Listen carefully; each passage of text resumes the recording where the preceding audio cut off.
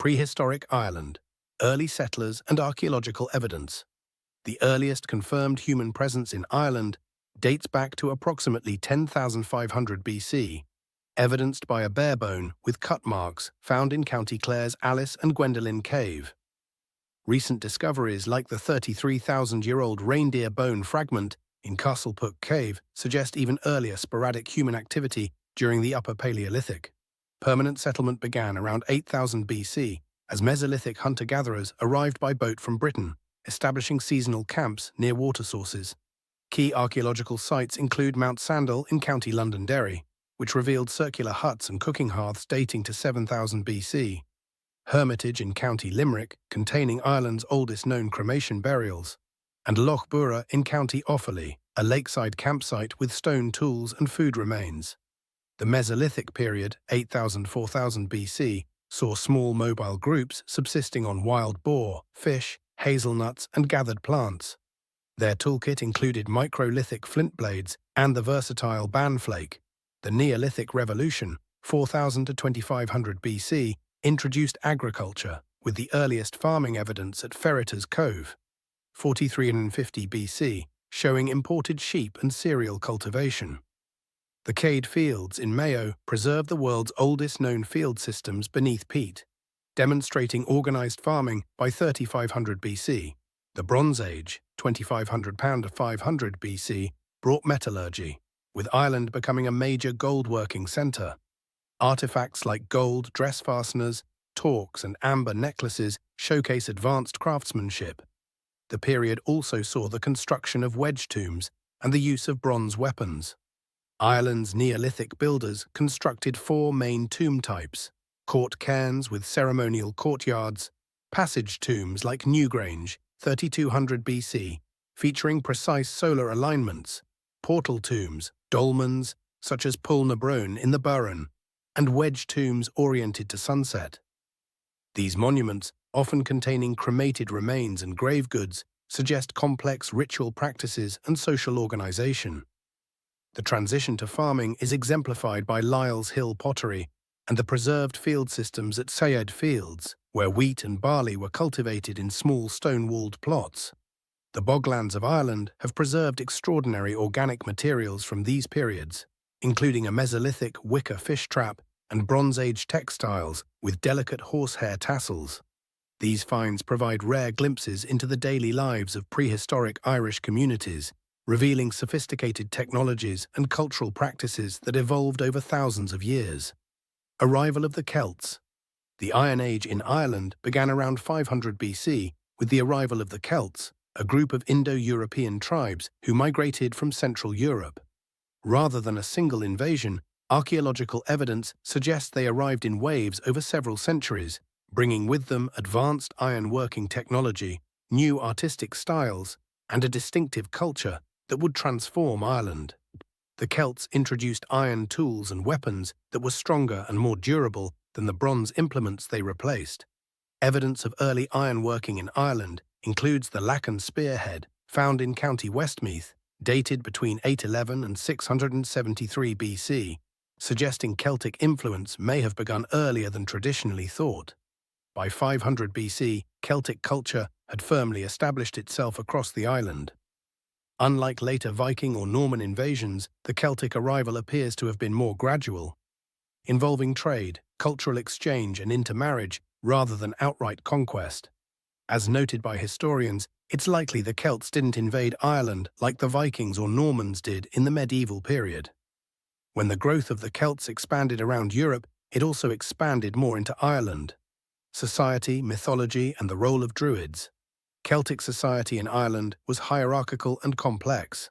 At the top were kings and warriors, followed by Druids, religious leaders, skilled craftspeople, farmers, and at the bottom, slaves. Social status was prominently displayed through personal adornment with gold torques, neck rings, and elaborately decorated weapons serving as symbols of rank and prestige. The Druids occupied a position of extraordinary influence in Celtic Ireland. These learned individuals served as priests, judges, healers, and keepers of oral tradition. According to historical accounts, Druids underwent approximately 20 years of training, memorizing vast amounts of sacred knowledge, laws, and genealogies. They were exempt from military service and taxation, highlighting their elevated status. Druids conducted important rituals at sacred sites, particularly during the four major Celtic festivals: Samhain, November 1st, marking the beginning of winter and the Celtic New Year; Imbolc, February 1st, celebrating the first stirrings of spring; Beltane, May 1st, heralding the arrival of summer with sacred fires; Lugnasad, August 1st, honoring the harvest and the god Lugh.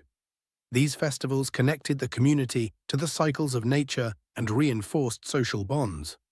Druids performed ceremonies at sacred groves, springs, and stone circles, often involving offerings to the gods.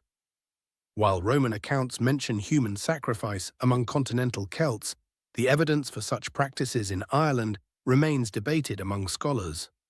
Celtic mythology in Ireland centered around a rich pantheon of deities associated with natural features and human activities.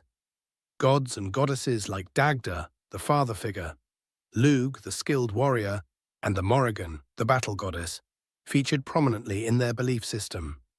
The Celts believed in an otherworld where the dead continued to exist, and certain times of year, particularly Samhain, were thought to allow communication between the worlds.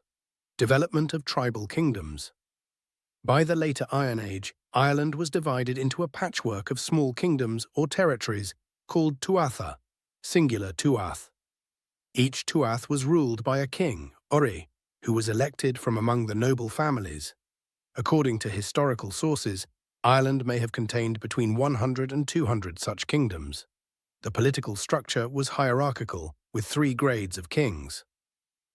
Rituaitha, the ruler of a single kingdom; Ruiri, a king of overkings, who held authority over several tuatha; Ruirech, a provincial king claiming authority over multiple overkings, at the royal sites like Emain Macha, Navan Fort in Ulster, Dun Eilean in Leinster, and Tara in Meath.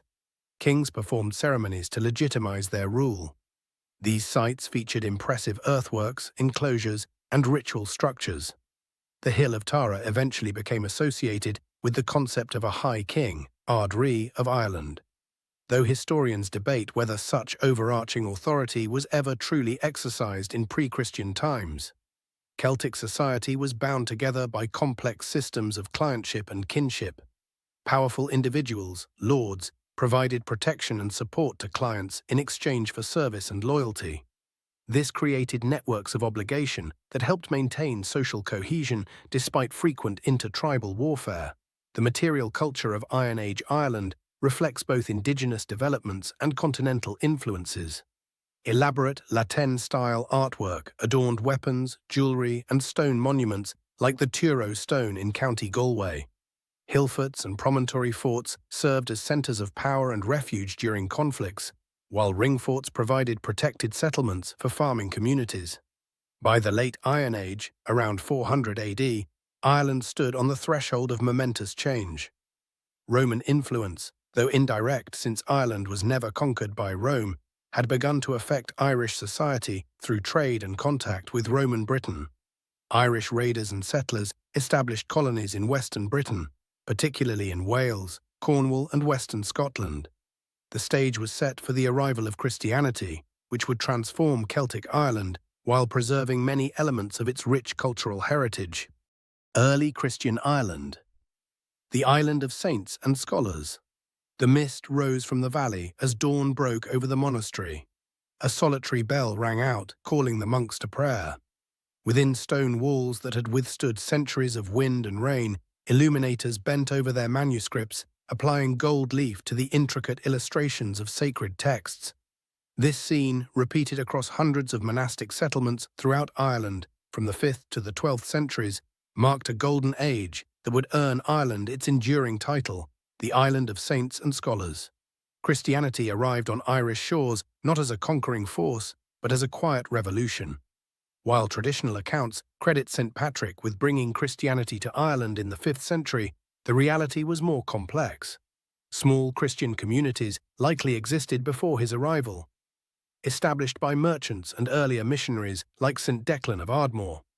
Nevertheless, Patrick's mission from 432 AD onward proved transformative. Born in Roman Britain and captured by Irish raiders as a youth, Patrick returned to Ireland, not seeking vengeance but conversion. His approach was one of adaptation rather than confrontation. At the sacred hill of Tara, seat of the High Kings, Patrick is said to have used the humble shamrock to explain the mystery of the Trinity to the pagan nobility. 3 leaves united on a single stem, representing Father, Son, and Holy Spirit in one divine essence. Patrick established churches across the island, with Armagh becoming his ecclesiastical centre. But he was not alone in this spiritual revolution. St. Bridget of Kildare, Ireland's female patron saint, founded a double monastery at Kildare that welcomed both men and women.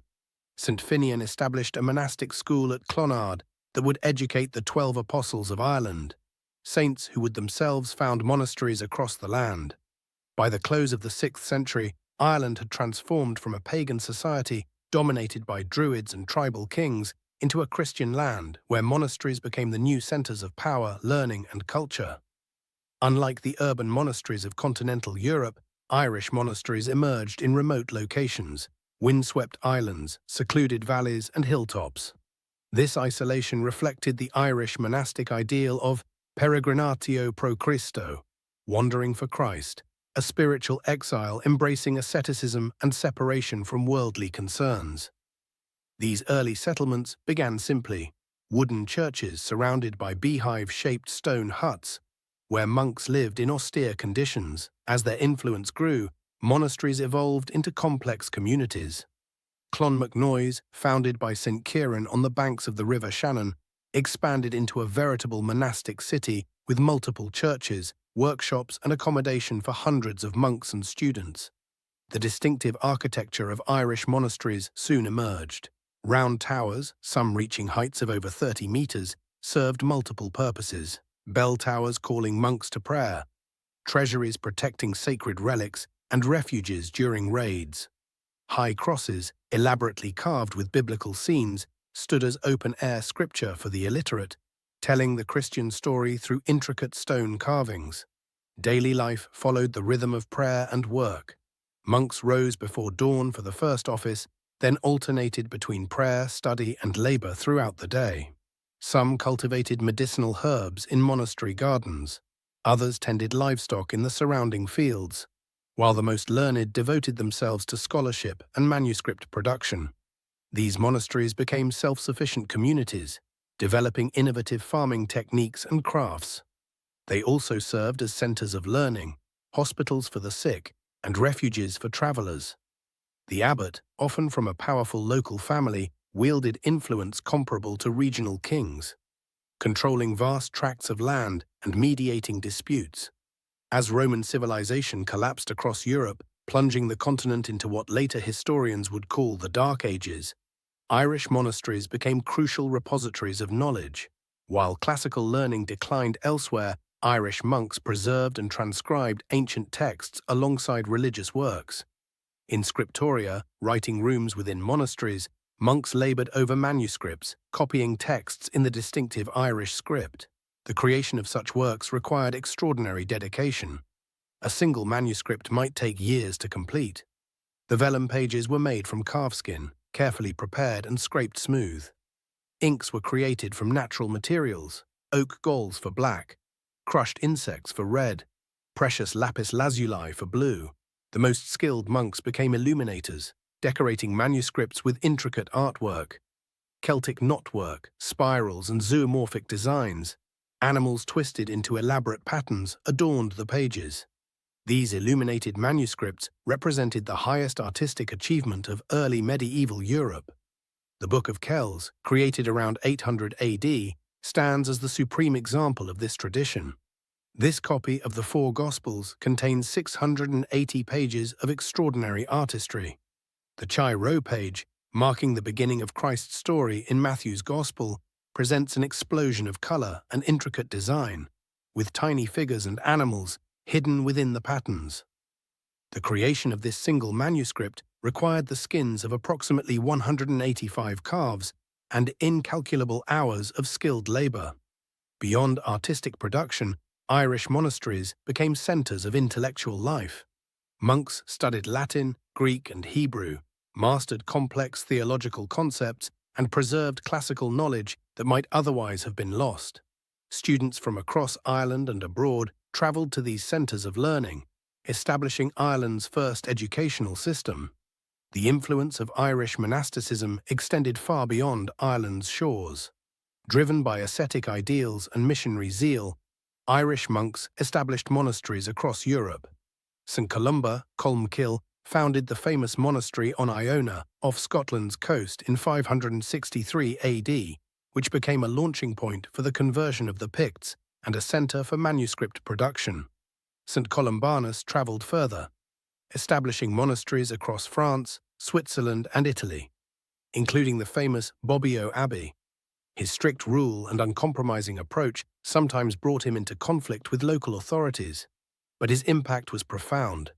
Other Irish missionaries followed similar paths, founding monasteries at St Gall in Switzerland, Würzburg in Germany, and numerous other locations. These Irish monks brought not only Christianity, but also learning and artistic traditions to the European continent. Their distinctive style of manuscript illumination influenced European art for centuries. The insular script developed in Irish monasteries spread to scriptoria across Europe. Irish scholars like Johannes Scotus Eriugena became influential figures in the Carolingian Renaissance under Charlemagne. Through this network of monasteries and scholars, Ireland played a crucial role in preserving classical knowledge and rekindling intellectual life in early medieval Europe. The Irish monastic tradition represented not just a religious movement, but a cultural renaissance that would help shape European civilization. The golden age of Irish monasticism would not last forever. Beginning in the late 8th century, Viking raiders targeted these wealthy centers, attracted by their stored treasures and precious metalwork. Monasteries like Clonmacnoise and Glendalough suffered repeated attacks. The round towers that still dot the Irish landscape were partly constructed as refuges during these raids, with their doorways positioned high above ground level for security.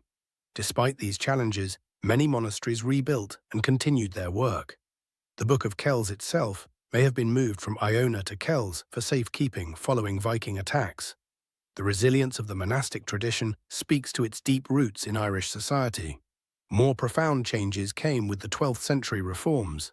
Continental monastic orders like the Cistercians and Augustinians established new foundations across Ireland, bringing stricter Roman rules. The traditional Celtic monastic system gradually gave way to these continental forms. The Norman invasion further altered Ireland's religious landscape, bringing closer ties to Rome and diminishing the independence of Irish religious institutions. The final blow came with the dissolution of the monasteries under Henry VIII in the 16th century. Monasteries were closed, their lands seized, and their buildings left to decay. The great centers of learning that had illuminated the Dark Ages became ruins scattered across the landscape, silent witnesses to Ireland's golden age of faith and scholarship. Today, the physical remains of Ireland's monastic past, the weathered high crosses, the soaring round towers, the crumbling church walls, stand as monuments to a remarkable achievement. Sites like Clonmacnoise, Glendalough, and Skellig Michael draw visitors from around the world, offering glimpses into Ireland's medieval religious life. The artistic legacy lives on in museums and libraries. The Book of Kells, housed in Trinity College, Dublin, continues to inspire wonder with its intricate illuminations. The Tara brooch and other monastic treasures in the National Museum testify to the extraordinary craftsmanship of early Christian Ireland. But perhaps the most enduring legacy lies in Ireland's cultural memory, the stories, traditions, and values shaped by this monastic golden age. The ideal of Ireland as a land of saints and scholars remains a powerful element of national identity. The monastic emphasis on learning and artistic expression continues to influence Irish culture today.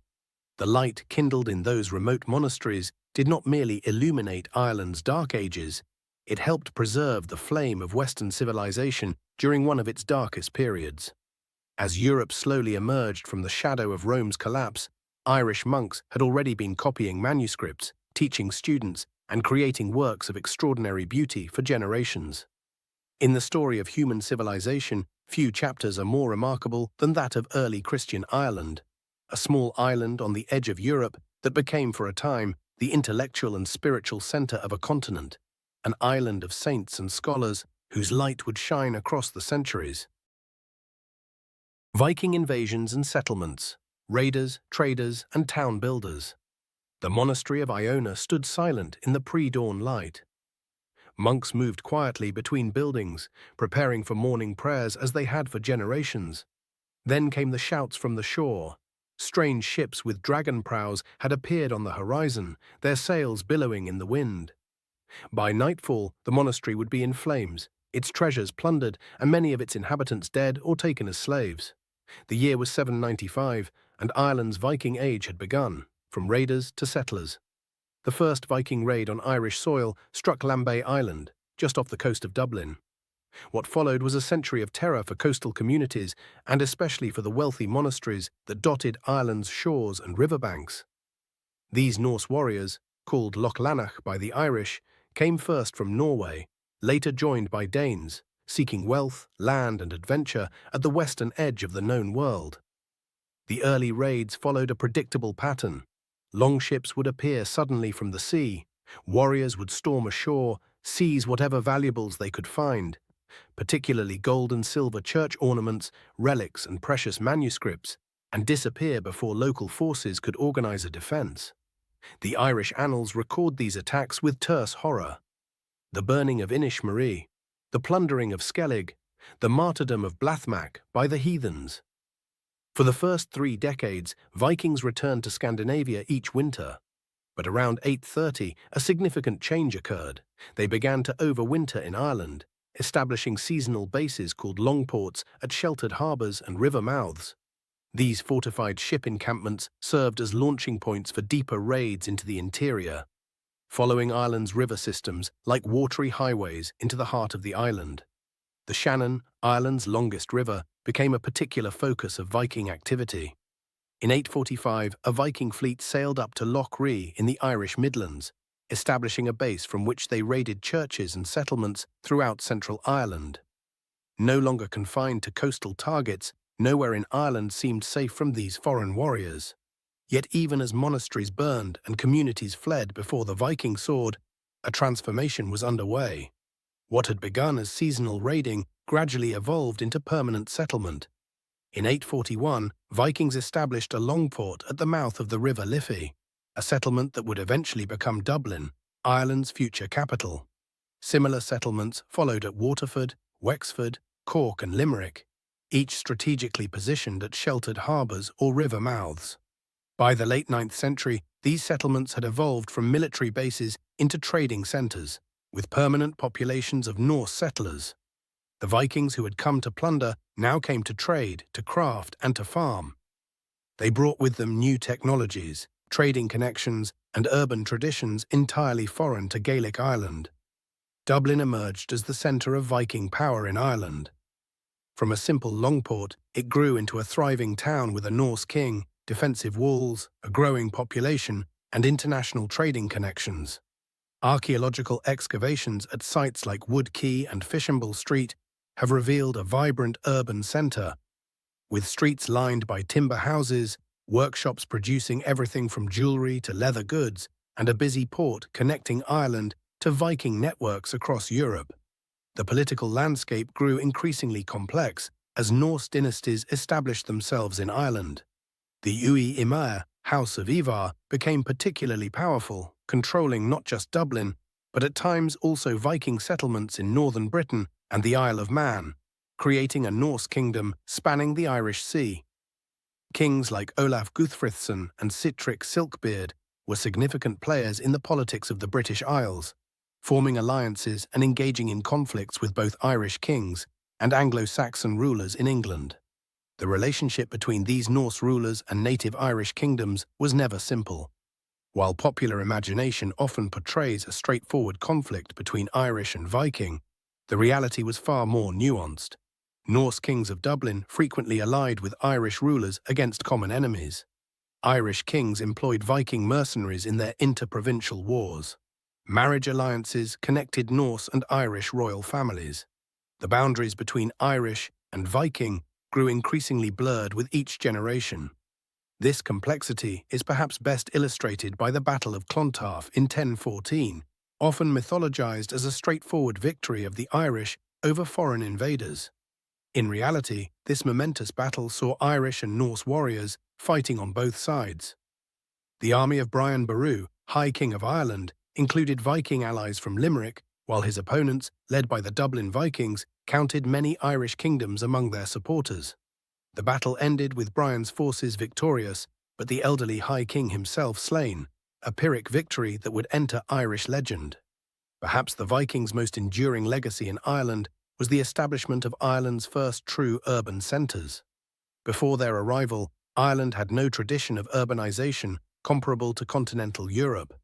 The pre-Viking Irish lived primarily in scattered rural settlements, with even royal sites like Tara consisting of relatively modest structures.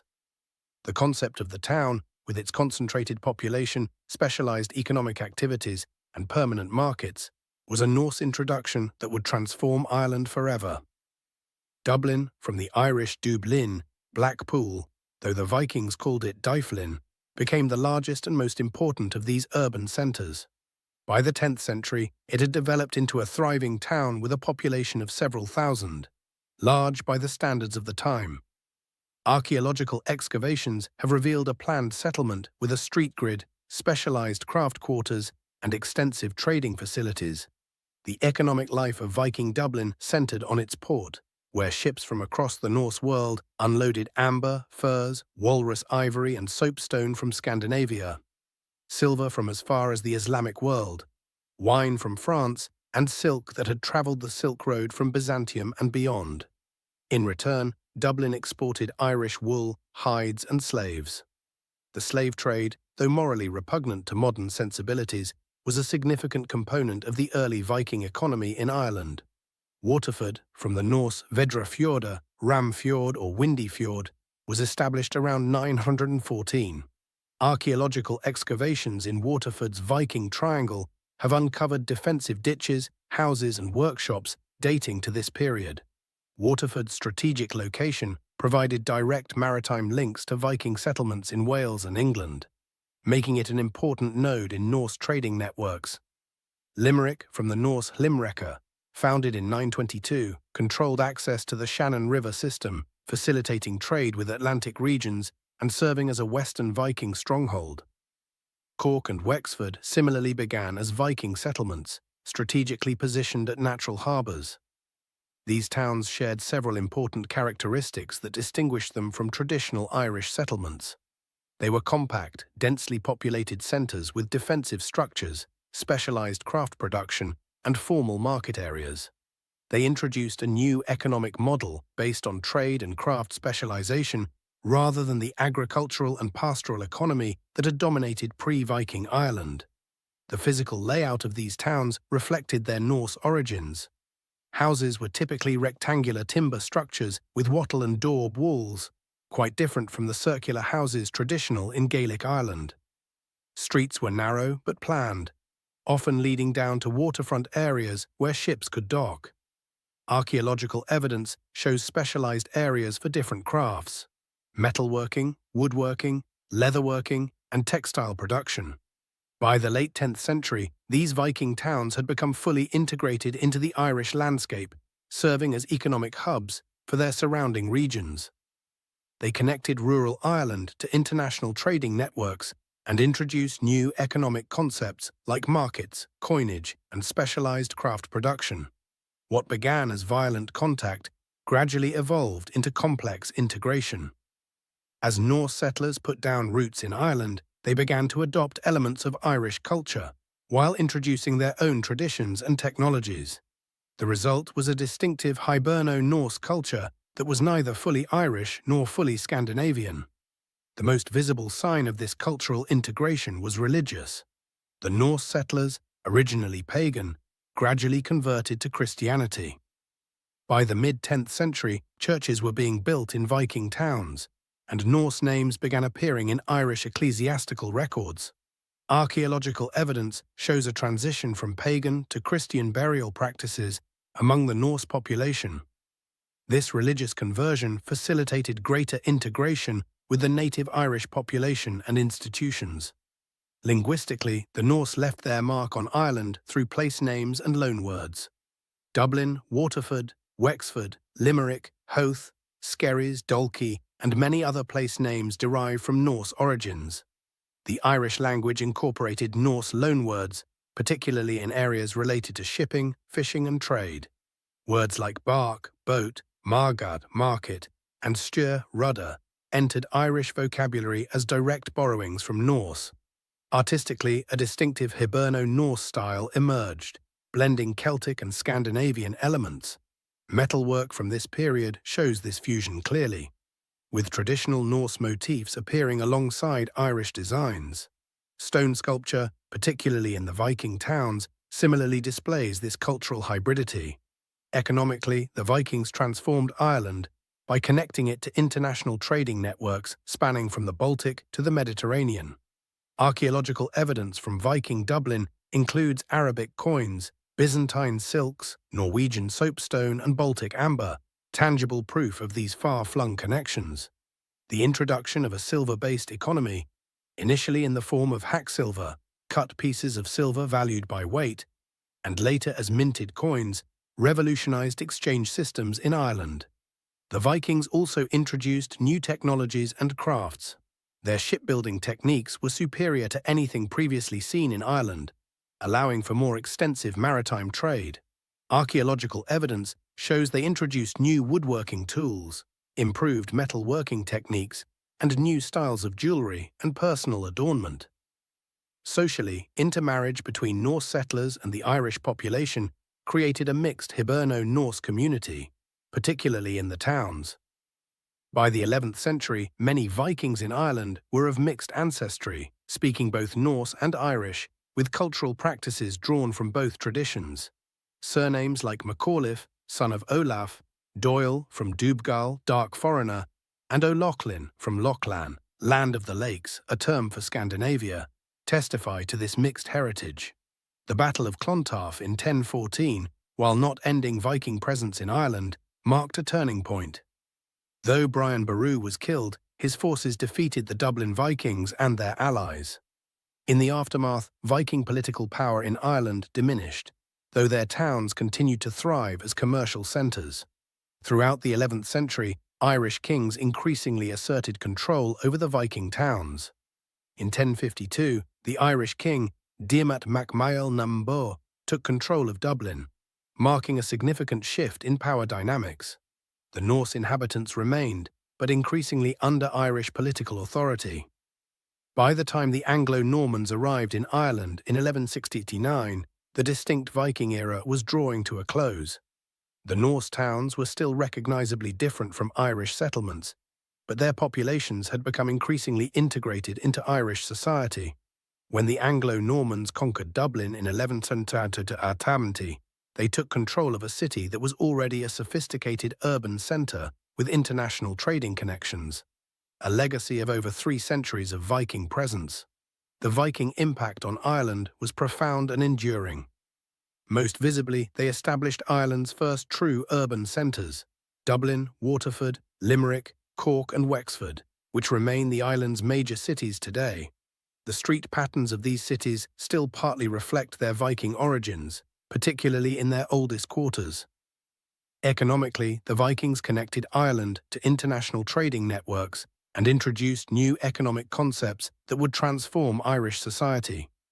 The market economy, specialized craft production, and maritime trade they established would continue to develop throughout the medieval period. Culturally, the Viking presence added another layer to Ireland's complex heritage. The Hiberno-Norse population contributed to Ireland's genetic makeup, language, place names, and artistic traditions. Archaeological excavations continue to uncover evidence of this cultural exchange, from the great hoards of Viking silver to the humble domestic items of daily life. Perhaps most significantly, the Vikings accelerated Ireland's integration into the wider European world. Before their arrival, Ireland had maintained its distinctive Celtic culture, relatively isolated from continental developments. The Viking towns, with their international connections, brought new ideas, technologies, and cultural influences to the island. The popular image of Vikings as merely bloodthirsty raiders does not capture the complexity of their role in Irish history. They were indeed fearsome warriors who brought destruction to many Irish communities, particularly in the early raid period. But they were also skilled craftspeople, enterprising merchants, town builders, and eventually settlers who became part of the Irish story. The Norse who arrived as raiders remained as traders, farmers, and townspeople. Their blood mingled with that of the Irish. Their settlements grew into cities. Their trading connections enriched the island's economy. From violent beginnings emerged a cultural synthesis that would help shape Ireland's development for centuries to come. Today, when archaeologists excavate in Dublin, Waterford, or Limerick, they uncover layer upon layer of this shared history.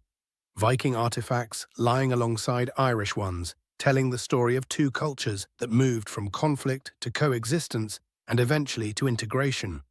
The Viking Age in Ireland stands as a testament to the complex ways in which cultures clash, adapt, and ultimately transform one another, leaving a legacy that endures in stone, in story, and in the very fabric of Irish society. The arrival of the Normans in 1169 marked a watershed moment in Irish history. Led by Richard de Clare, Earl of Pembroke, better known as Strongbow, these Anglo-Norman knights came at the invitation of Diarmait mac Murchada, the deposed king of Leinster, seeking to reclaim his throne. What began as a mercenary intervention quickly transformed into a conquest that would reshape Ireland's political, social, and cultural landscape for centuries. The Norman invasion proceeded with remarkable speed. Within a decade, they had secured control of significant territories across eastern and southern Ireland. Their military superiority stemmed from advanced tactics, superior weaponry, and the construction of formidable stone castles, architectural marvels that still dot the Irish countryside today. Trim Castle in County Meath, Carrickfergus in County Antrim, and King John's Castle in Limerick stand as enduring testaments to Norman engineering prowess.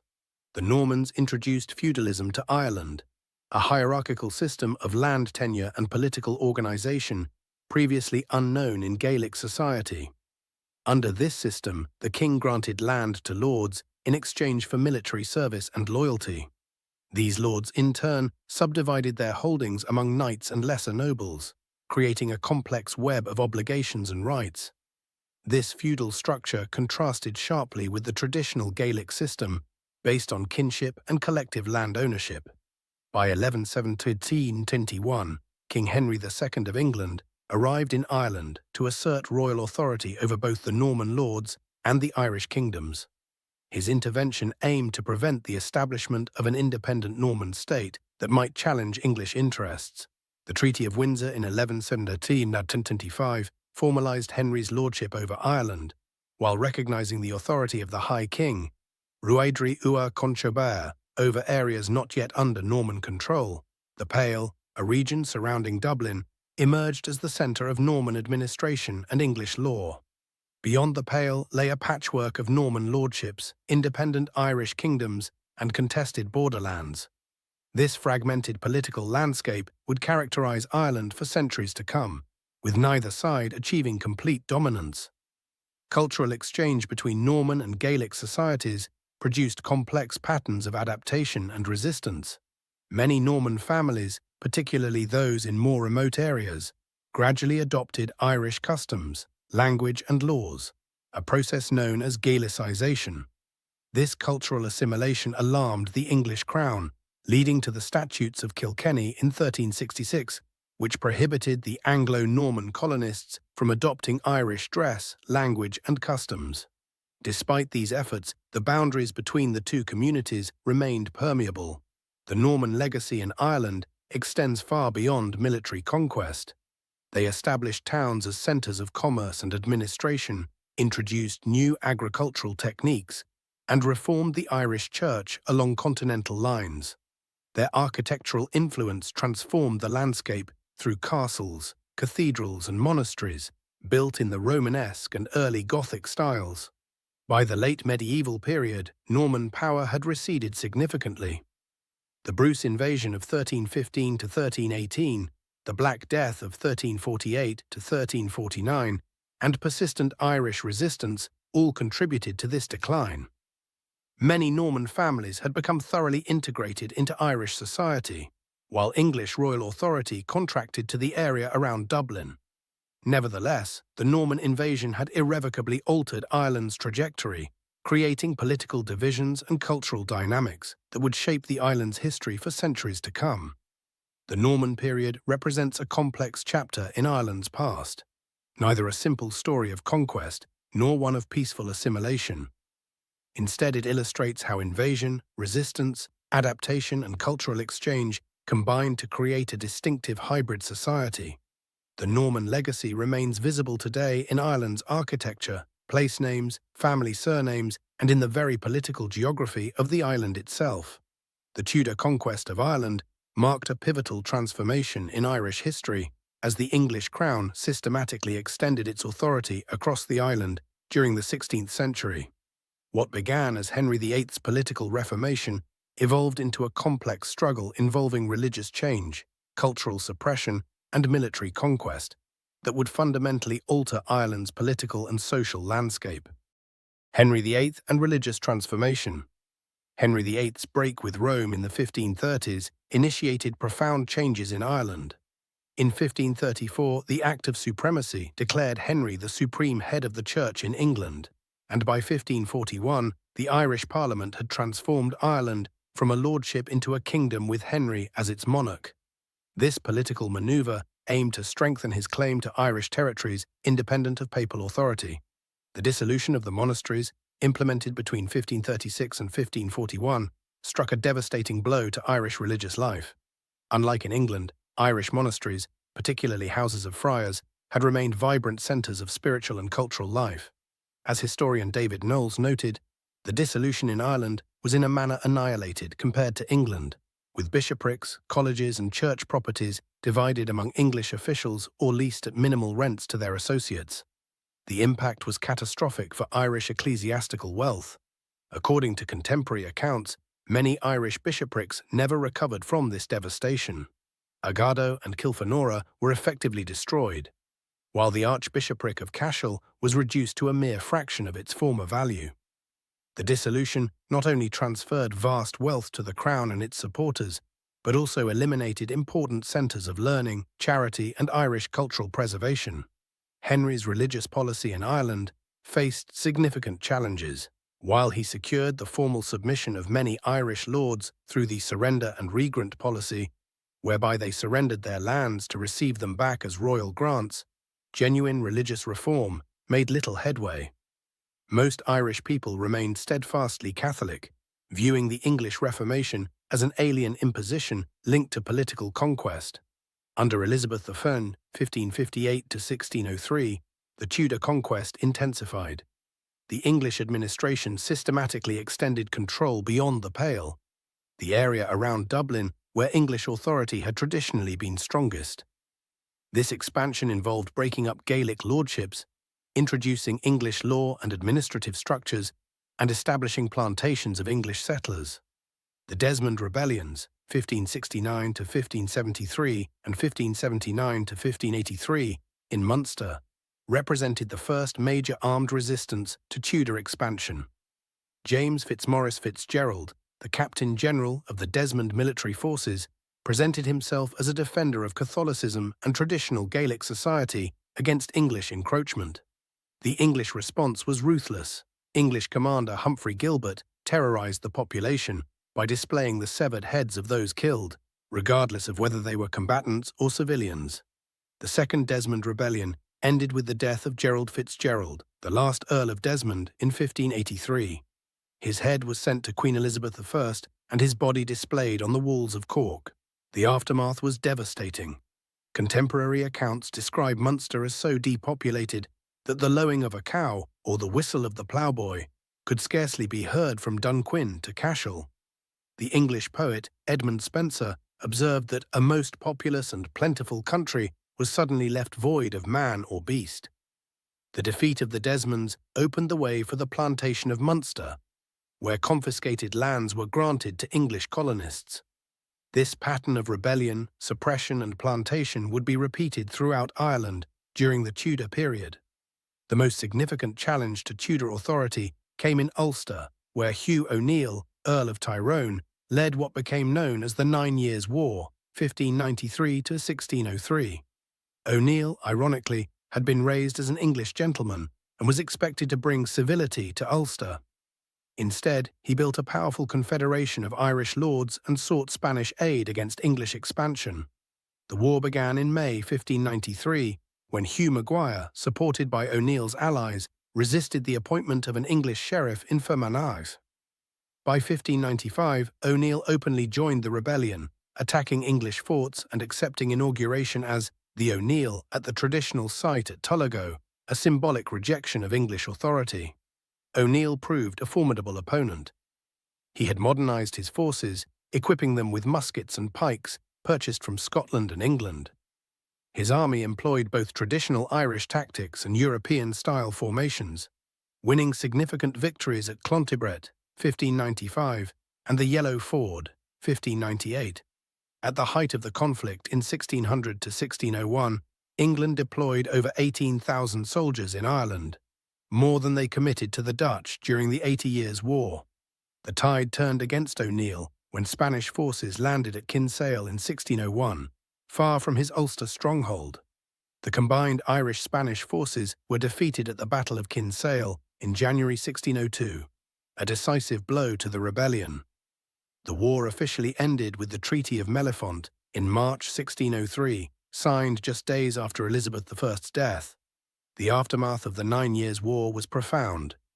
In 1607, Hugh O'Neill, Hugh Roe O'Donnell's brother Rory, and other Ulster lords departed Ireland in the flight of the Earls, never to return. This exodus marked the end of the old Gaelic aristocracy and paved the way for the plantation of Ulster, the most extensive and successful of the Tudor and Stuart colonization projects in Ireland. The Tudor conquest placed immense pressure on Gaelic culture and society. The English viewed Irish customs, language, and social structures as barbaric and sought to replace them with English civility. The Statutes of Kilkenny, originally enacted in the 14th century but reinforced during this period, prohibited the English colonists from adopting Irish dress, language, and customs, a policy aimed at preventing cultural assimilation. Traditional Gaelic social and legal systems were systematically dismantled. The Brecon law system, which had governed Irish society for centuries, was replaced by English common law. The position of bards and poets, who had enjoyed high status in Gaelic society as preservers of history and genealogy, was undermined. Many monasteries that had served as centres of Irish learning were dissolved. The Irish language, though still spoken by the majority of the population, began to lose ground as English became the language of administration, law, and commerce. The Tudor conquest also disrupted traditional land ownership patterns. Under Brecon law, land belonged to the clan rather than individuals. The English imposed their system of individual property rights, undermining the communal basis of Gaelic society.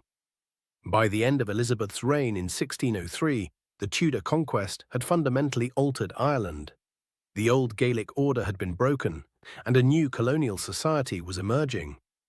Ireland was now fully under English control for the first time, though this control would be repeatedly challenged in the centuries to come.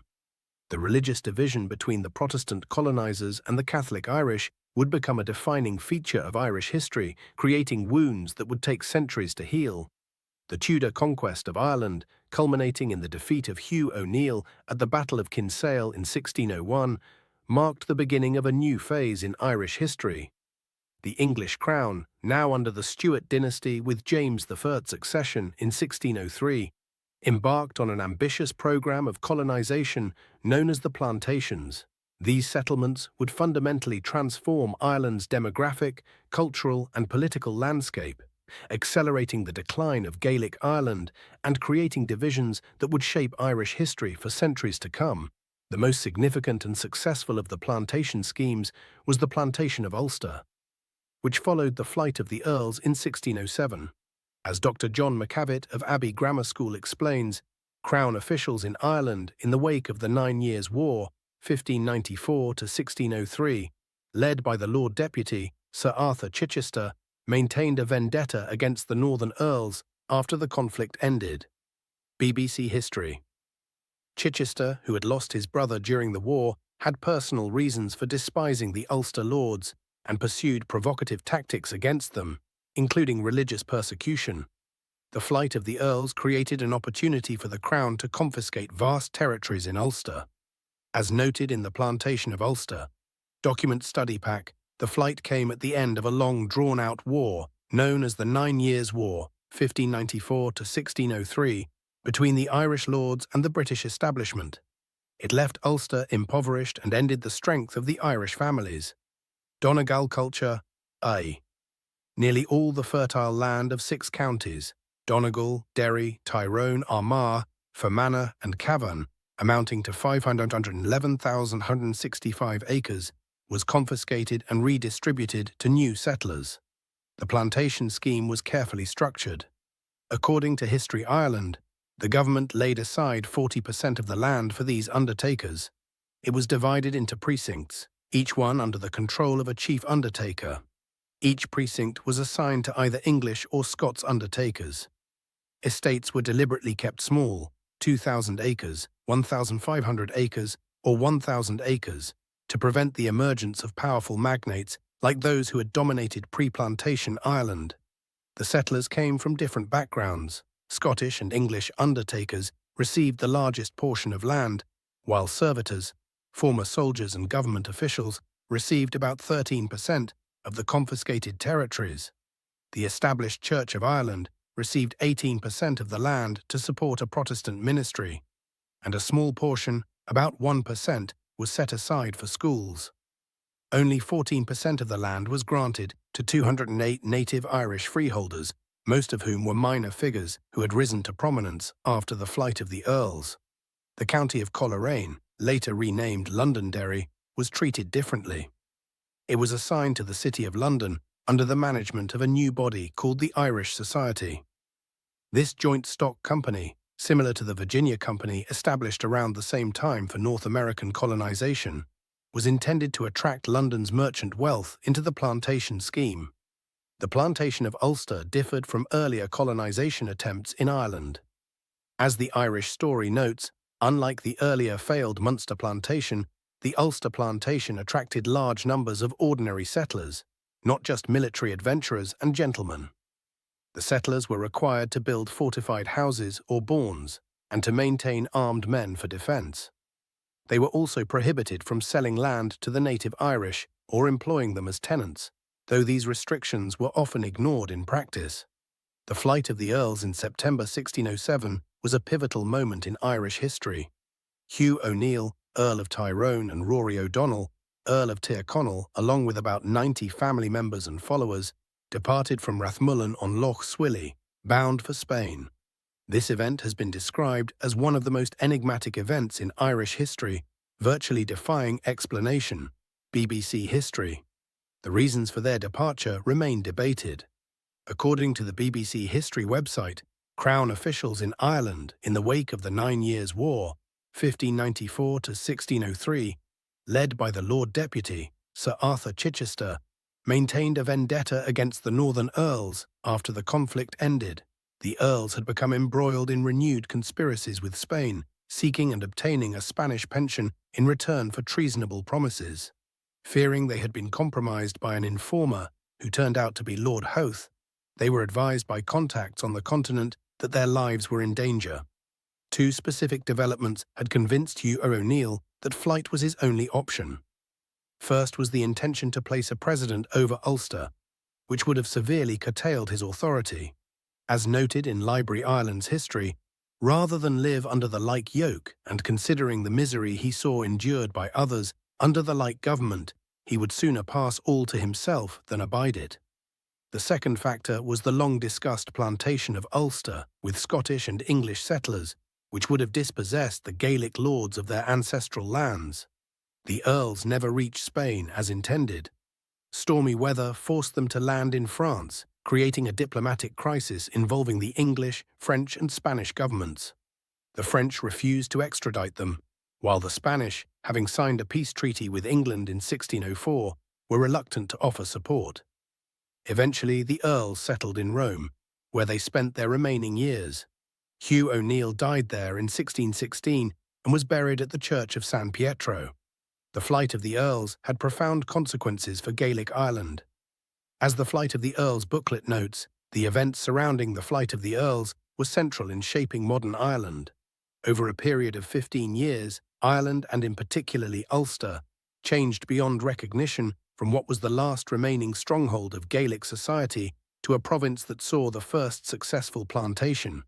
Donegalculture.rt. The departure of the earls left their followers in a state of confusion and despondency. Some poets, such as Fear Flatha Og Nim, interpreted the flight as divine punishment for the sins of the earls. Gaelic Ireland's decline. The plantations accelerated the decline of Gaelic Ireland that had begun during the Tudor conquest.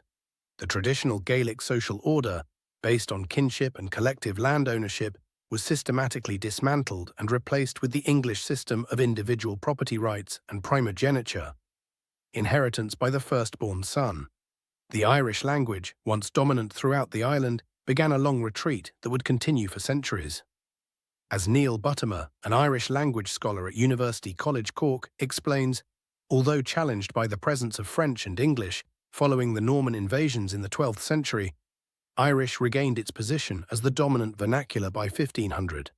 It was the primary literary and cultural language of the native Gaelic aristocracies in both Ireland and Scotland, as well as the Gaelicized Anglo-Norman lords. The Irish story. However, the flight of the earls and subsequent plantations removed the patronage system that had supported Gaelic poets and scholars. The decline of the Irish language accelerated in the 19th century due to multiple factors. The national schools established in 1831 played a crucial role, as they enforced English as the language of instruction and actively discouraged the use of Irish. As Patrick Keenan, Chief Inspector for National Education, wrote in 1855, "We are quietly but certainly destroying the national legend, the national music, and the national language of the country," cited in the Irish story. The Great Famine, 1845 to 1849, dealt another devastating blow to the Irish language. The areas most affected were in the west and south, which were predominantly Irish-speaking. An estimated 800,000 people died, and between 1 and 1.5 million emigrated between 1845 and 1851, with another 2 million leaving in the following 20 years. By the end of the famine, only 23% of the population spoke Irish, and of those, barely a third were monolingual Irish speakers. The Brecon law system, which had governed Irish society for centuries, was replaced by English common law. The position of bards and poets, who had enjoyed high status in Gaelic society as preservers of history and genealogy, was undermined. Many monasteries that had served as centres of Irish learning were dissolved during the Reformation. The plantations also transformed the religious landscape of Ireland. The new settlers were predominantly Protestant, while the native Irish remained Catholic. This religious division would become a defining feature of Irish society and politics. The penal laws, enacted in the late 17th and early 18th centuries, imposed severe restrictions on Catholics, further marginalizing the native Irish population. By the end of the 17th century, the old Gaelic order had been effectively destroyed. The native Irish aristocracy had been largely dispossessed, with many going into exile as wild geese to serve in continental European armies. The remaining Irish were reduced to tenants on lands their ancestors had owned, subject to high rents and eviction at the landlord's discretion. The legacy of the plantations and the decline of Gaelic Ireland continues to shape Irish society today. The partition of Ireland in 1921, with 6 of the 9 Ulster counties remaining part of the United Kingdom as Northern Ireland, reflects the enduring impact of the Ulster plantation.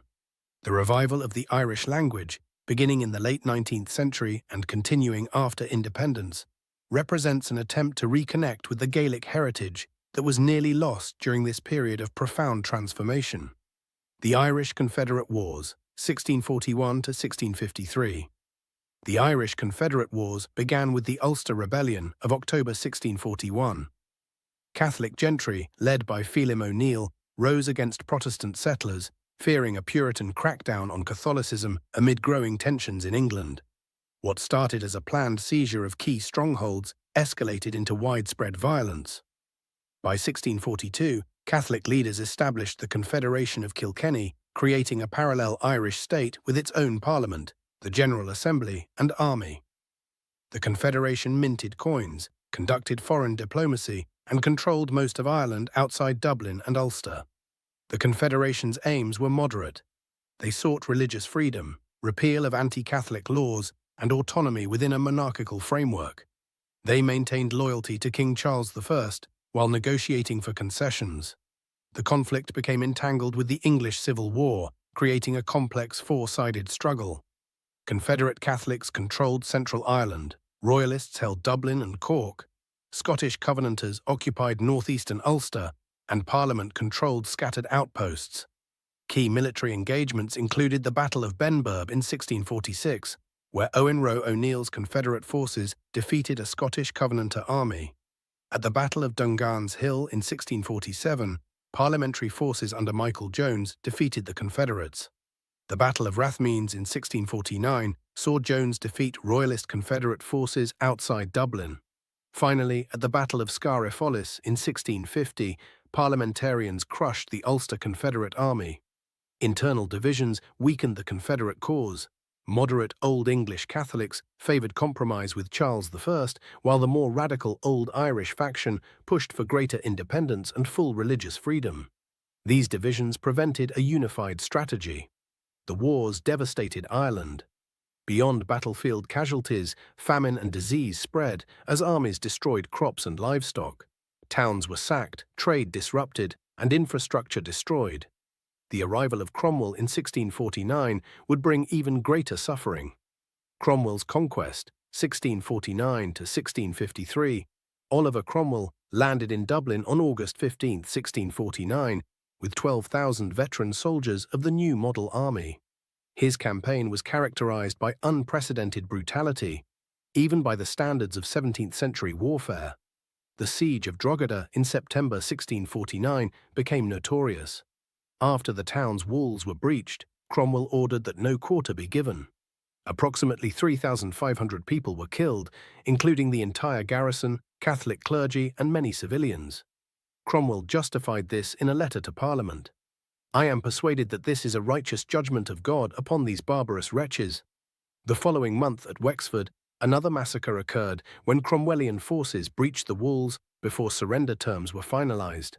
Around 2,000 soldiers and civilians died, and the town was looted and burned.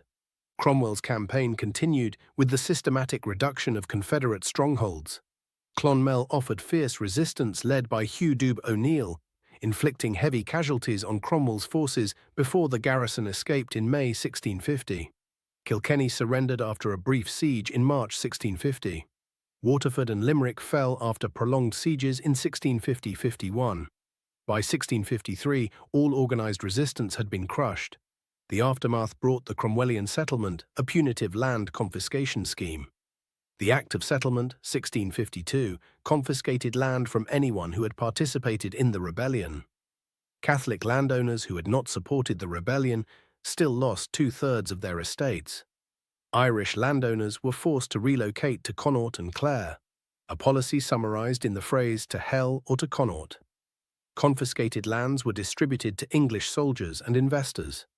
The human cost was catastrophic. Ireland's population fell from approximately 1.5 million in 1641 to perhaps 850,000 by 1652. Thousands of Irish soldiers were transported to serve in European armies, and many women and children were sent as indentured servants to the West Indies.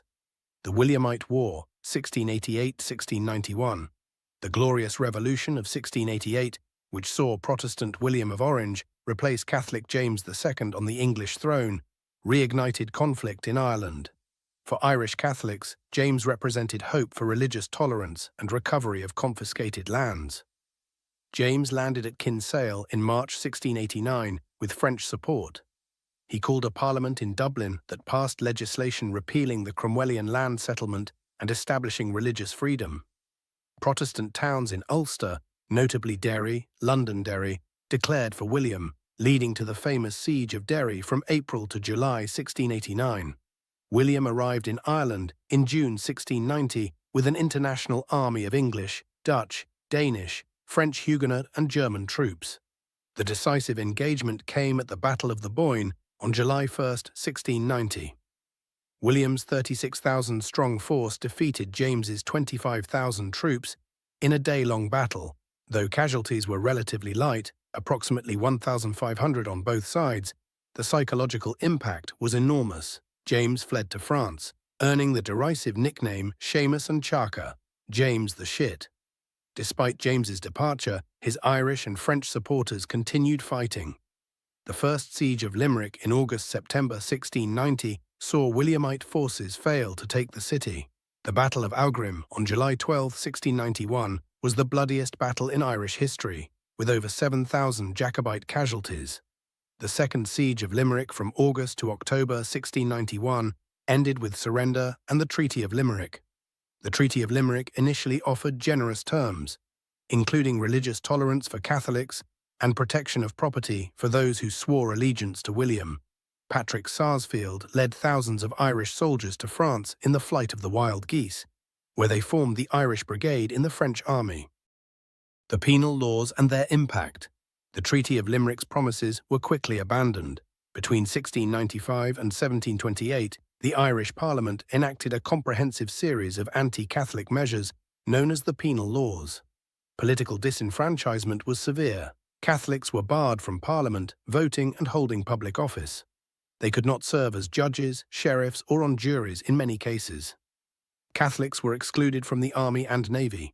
Economic restrictions were designed to prevent Catholics from accumulating wealth and property.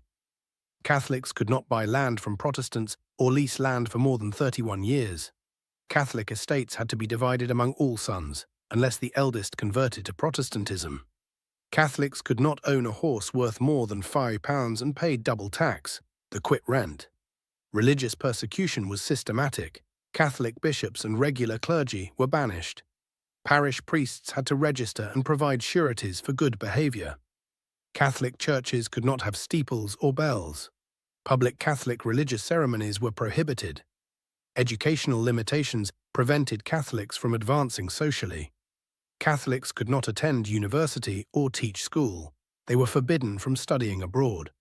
By 1714, Catholics owned less than 7% of Irish land, compared to approximately 60% before the Confederate Wars. This dramatic transfer of land and power established the Protestant ascendancy, a small Anglican elite who controlled Ireland's political, economic, and social institutions despite being less than 15% of the population. The 17th century fundamentally transformed Ireland.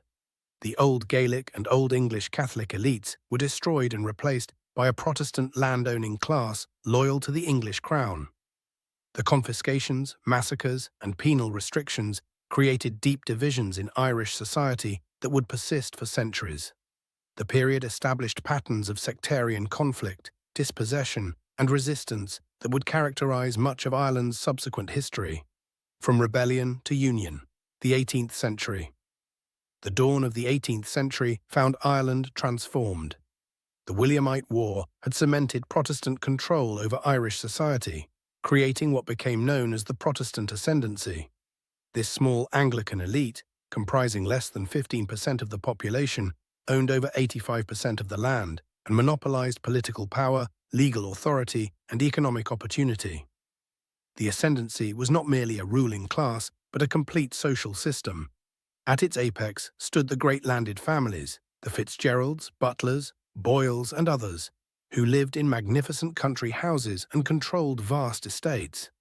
Below them were the gentry, clergy, and professional classes who staffed the church, courts, and administration.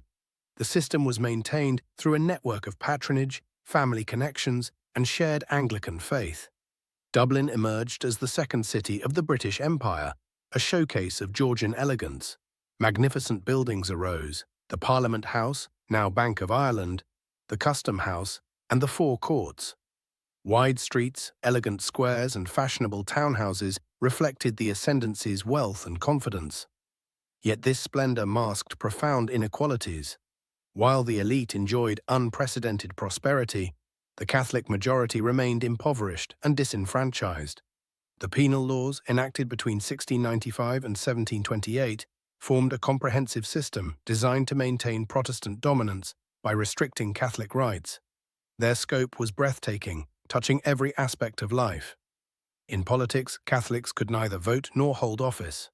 They were excluded from Parliament, town corporations, and the civil service. The legal profession was closed to them, as were commissions in the army and navy. Catholics could not possess firearms or serve on juries in many cases. Economic restrictions proved particularly devastating. Catholics could not purchase land from Protestants or lease property for more than 31 years. If a Catholic landowner died, his estate had to be divided equally among all sons, unless the eldest converted to Protestantism, in which case he inherited everything. This gavel-kind provision deliberately fragmented Catholic landholdings. By 1750, Catholic ownership had fallen to a mere 5% of Irish land. Religious practice itself faced severe constraints. Catholic bishops were banished from the country. Regular clergy, monks and friars were outlawed. Parish priests had to register with authorities and could not maintain a successor. Catholic churches could not have steeples or bells. Pilgrimages and public religious ceremonies were prohibited. Education, the traditional path to advancement, was systematically denied. Catholics could not attend university, establish schools, or teach. Wealthy families who sent their sons abroad for education risked forfeiture of their property. Yet the penal laws were not uniformly enforced. Their implementation varied by region and over time. In practice, many Catholics found ways to circumvent restrictions through legal fictions, Protestant trustees, and local accommodations. The laws served as much as instruments of control and humiliation as actual barriers. They could be invoked when necessary, but relaxed when expedient. Despite these formidable obstacles, the Catholic community demonstrated remarkable resilience. The hidden island of Gaelic culture persisted in rural areas, where hedge schools provided basic education and wandering poets preserved traditional learning.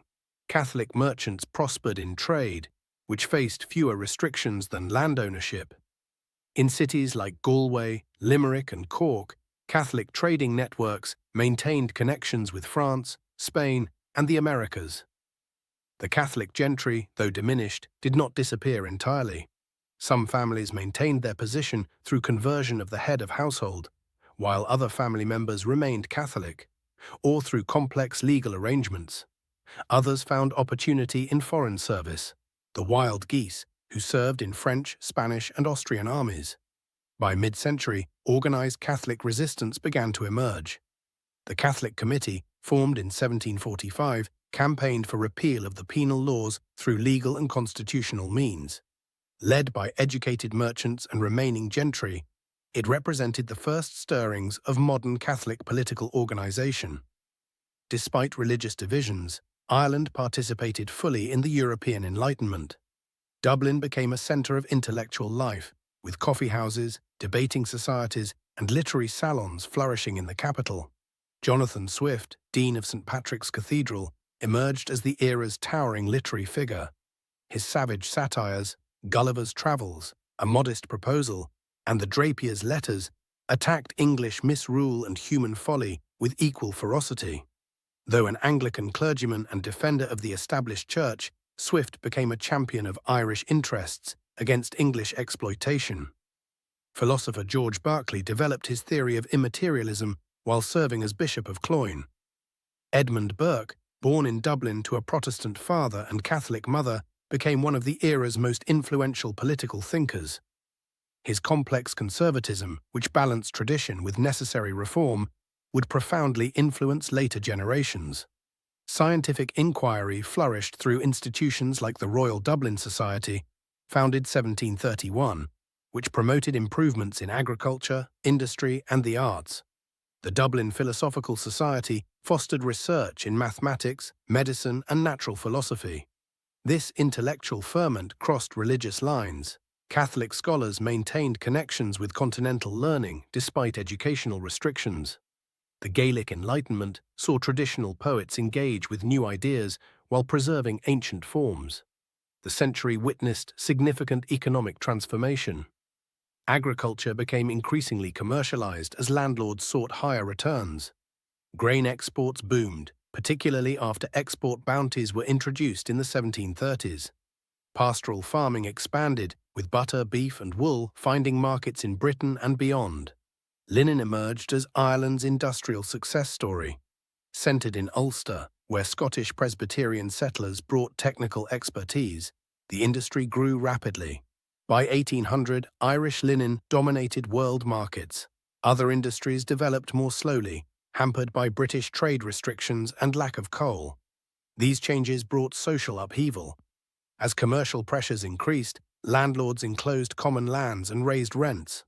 Middlemen, who leased large tracts and sublet to small farmers, squeezed tenants for profit. The rural poor, facing higher costs and diminishing access to land, grew increasingly desperate. The Great Frost of 1740–41 brought catastrophe. Exceptionally severe weather destroyed crops and livestock, leading to famine that killed approximately 400,000 people, a higher proportion of the population than the later Great Famine of the 1840s. Rural discontent erupted in organized resistance. The White Boy movement, beginning in Munster in 1761, targeted enclosures, tithes, and excessive rents. Operating at night and often wearing white shirts as disguise, White Boys tore down fences, hamstrung cattle, and intimidated landlords, agents, and tithe collectors. Similar movements followed. Oak Boys in Ulster protested road taxes and tithes. Steel Boys opposed rack renting and evictions. Right Boys in Munster targeted the Catholic clergy's dues as well as tithes to the established church. These were not revolutionary movements. They sought specific economic redress rather than political transformation. But they revealed deep structural problems in Irish society. The authorities responded with harsh repression. Special legislation, including the White Boy Act of 1765, imposed severe penalties for agrarian crimes. Suspected leaders faced summary trials and execution. Yet the movements persisted, evolving into an enduring tradition of rural resistance. The 1770s saw the emergence of a patriot movement in the Irish Parliament. Led by figures like Henry Grattan, the Patriots sought greater autonomy for Ireland within the imperial framework. They demanded free trade, legislative independence, and constitutional reform. The American Revolution provided both inspiration and opportunity. As Britain became embroiled in war, Ireland's defences were depleted. The volunteer movement, Protestant militias formed for home defence, grew into a powerful political force. By 1779, with 40,000 armed volunteers supporting their demands, the Patriots secured free trade between Ireland and British colonies. Grattan's Parliament, 1782–1800, marked the high point of Protestant patriotism. Britain recognised the Irish Parliament's legislative independence, removing the Declaratory Act's assertion of British parliamentary supremacy. For 18 years, Ireland enjoyed nominal self-government, though still sharing a monarch with Britain and subject to the British executive. This period saw significant reforms. In 1778, the first Catholic Relief Act allowed Catholics to take long leases and inherit land on the same terms as Protestants. Further relief acts in 1782 and 1792–93 removed most property restrictions, permitted Catholics to practice law, teach, and vote, though not sit in Parliament. Yet Grattan's Parliament remained fundamentally flawed. It represented only the Protestant minority. Electoral corruption was rampant, with pocket boroughs controlled by wealthy patrons. Most importantly, executive power remained with the Lord Lieutenant and Chief Secretary, appointed by London. Radicalisation, the United Irishmen, and 1798. The French Revolution electrified Irish politics. In 1791, Theobald Wolfe Tone, a young Protestant lawyer, founded the Society of United Irishmen in Belfast. Initially seeking parliamentary reform, the United Irishmen rapidly evolved toward revolutionary republicanism. Their program was radical: a non-sectarian Irish republic, universal male suffrage, and complete separation from Britain. They sought to unite Catholic, Protestant, and Dissenter under the common name of Irishmen. This vision challenged both British rule and the sectarian foundations of Irish society. As war with revolutionary France began in 1793, the government moved to suppress the United Irishmen. The organization went underground, adopting a cell structure and secret oaths. Tone traveled to France to secure military support for an Irish revolution. Sectarian tensions complicated the United Irish project. The Orange Order, founded in 1795 after sectarian clashes in County Armagh, mobilized Protestant opposition to Catholic emancipation and reform. Government forces exploited these divisions, encouraging Protestant loyalism while brutally suppressing suspected United Irishmen. The 1798 rebellion, when it finally erupted, revealed both the promise and limitations of the United Irish vision. In Wexford, Catholic peasants rose en masse, capturing the county town and establishing a short-lived republic. In Ulster, Presbyterian radicals fought alongside Catholics. French expeditionary forces landed in Mayo, too late to effect the main conflict. The rebellion's failure was catastrophic. Perhaps 30,000 people died in a few weeks of fighting. Atrocities on both sides. The massacre of Protestants at Scullabogue, the execution of Catholic prisoners on Wexford Bridge, deepened sectarian divisions. The government's response was ruthless. Summary executions, torture, and mass arrests broke the United Irish organization. The Act of Union. The 1798 rebellion convinced British Prime Minister William Pitt that Ireland's semi-independent status was dangerous. He proposed a legislative union, abolishing the Irish Parliament and incorporating Ireland fully into the United Kingdom.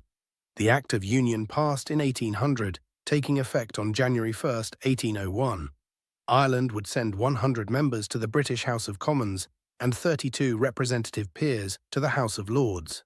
The Anglican churches of England and Ireland were united. Trade barriers between the countries were removed. Pitt intended the union to include Catholic emancipation, the right of Catholics to sit in Parliament. However, King George III's opposition forced him to abandon this crucial element. The union thus began with a broken promise, undermining its legitimacy among the Catholic majority. The 18th century ended with Ireland's political independence extinguished. The Protestant ascendancy had sacrificed their parliament to preserve their social position. Catholics and radical Presbyterians saw their hopes for reform crushed. Yet the century's legacy of Enlightenment thinking, political awakening, and revolutionary aspiration would profoundly shape Ireland's future development. The 1798 Rebellion, Ireland's revolutionary moment. The Society of United Irishmen emerged in Belfast in October 1791, founded by Theobald Wolfe Tone, a Dublin Protestant lawyer, along with Presbyterian businessmen like Henry Joy McCracken.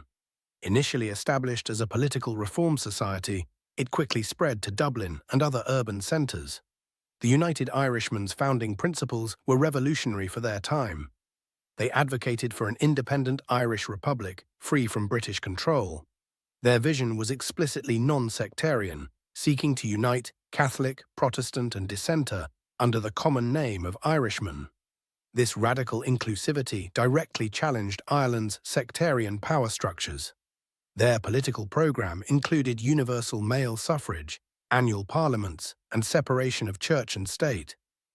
They also supported agrarian reform, including redistribution of land and abolition of tithes.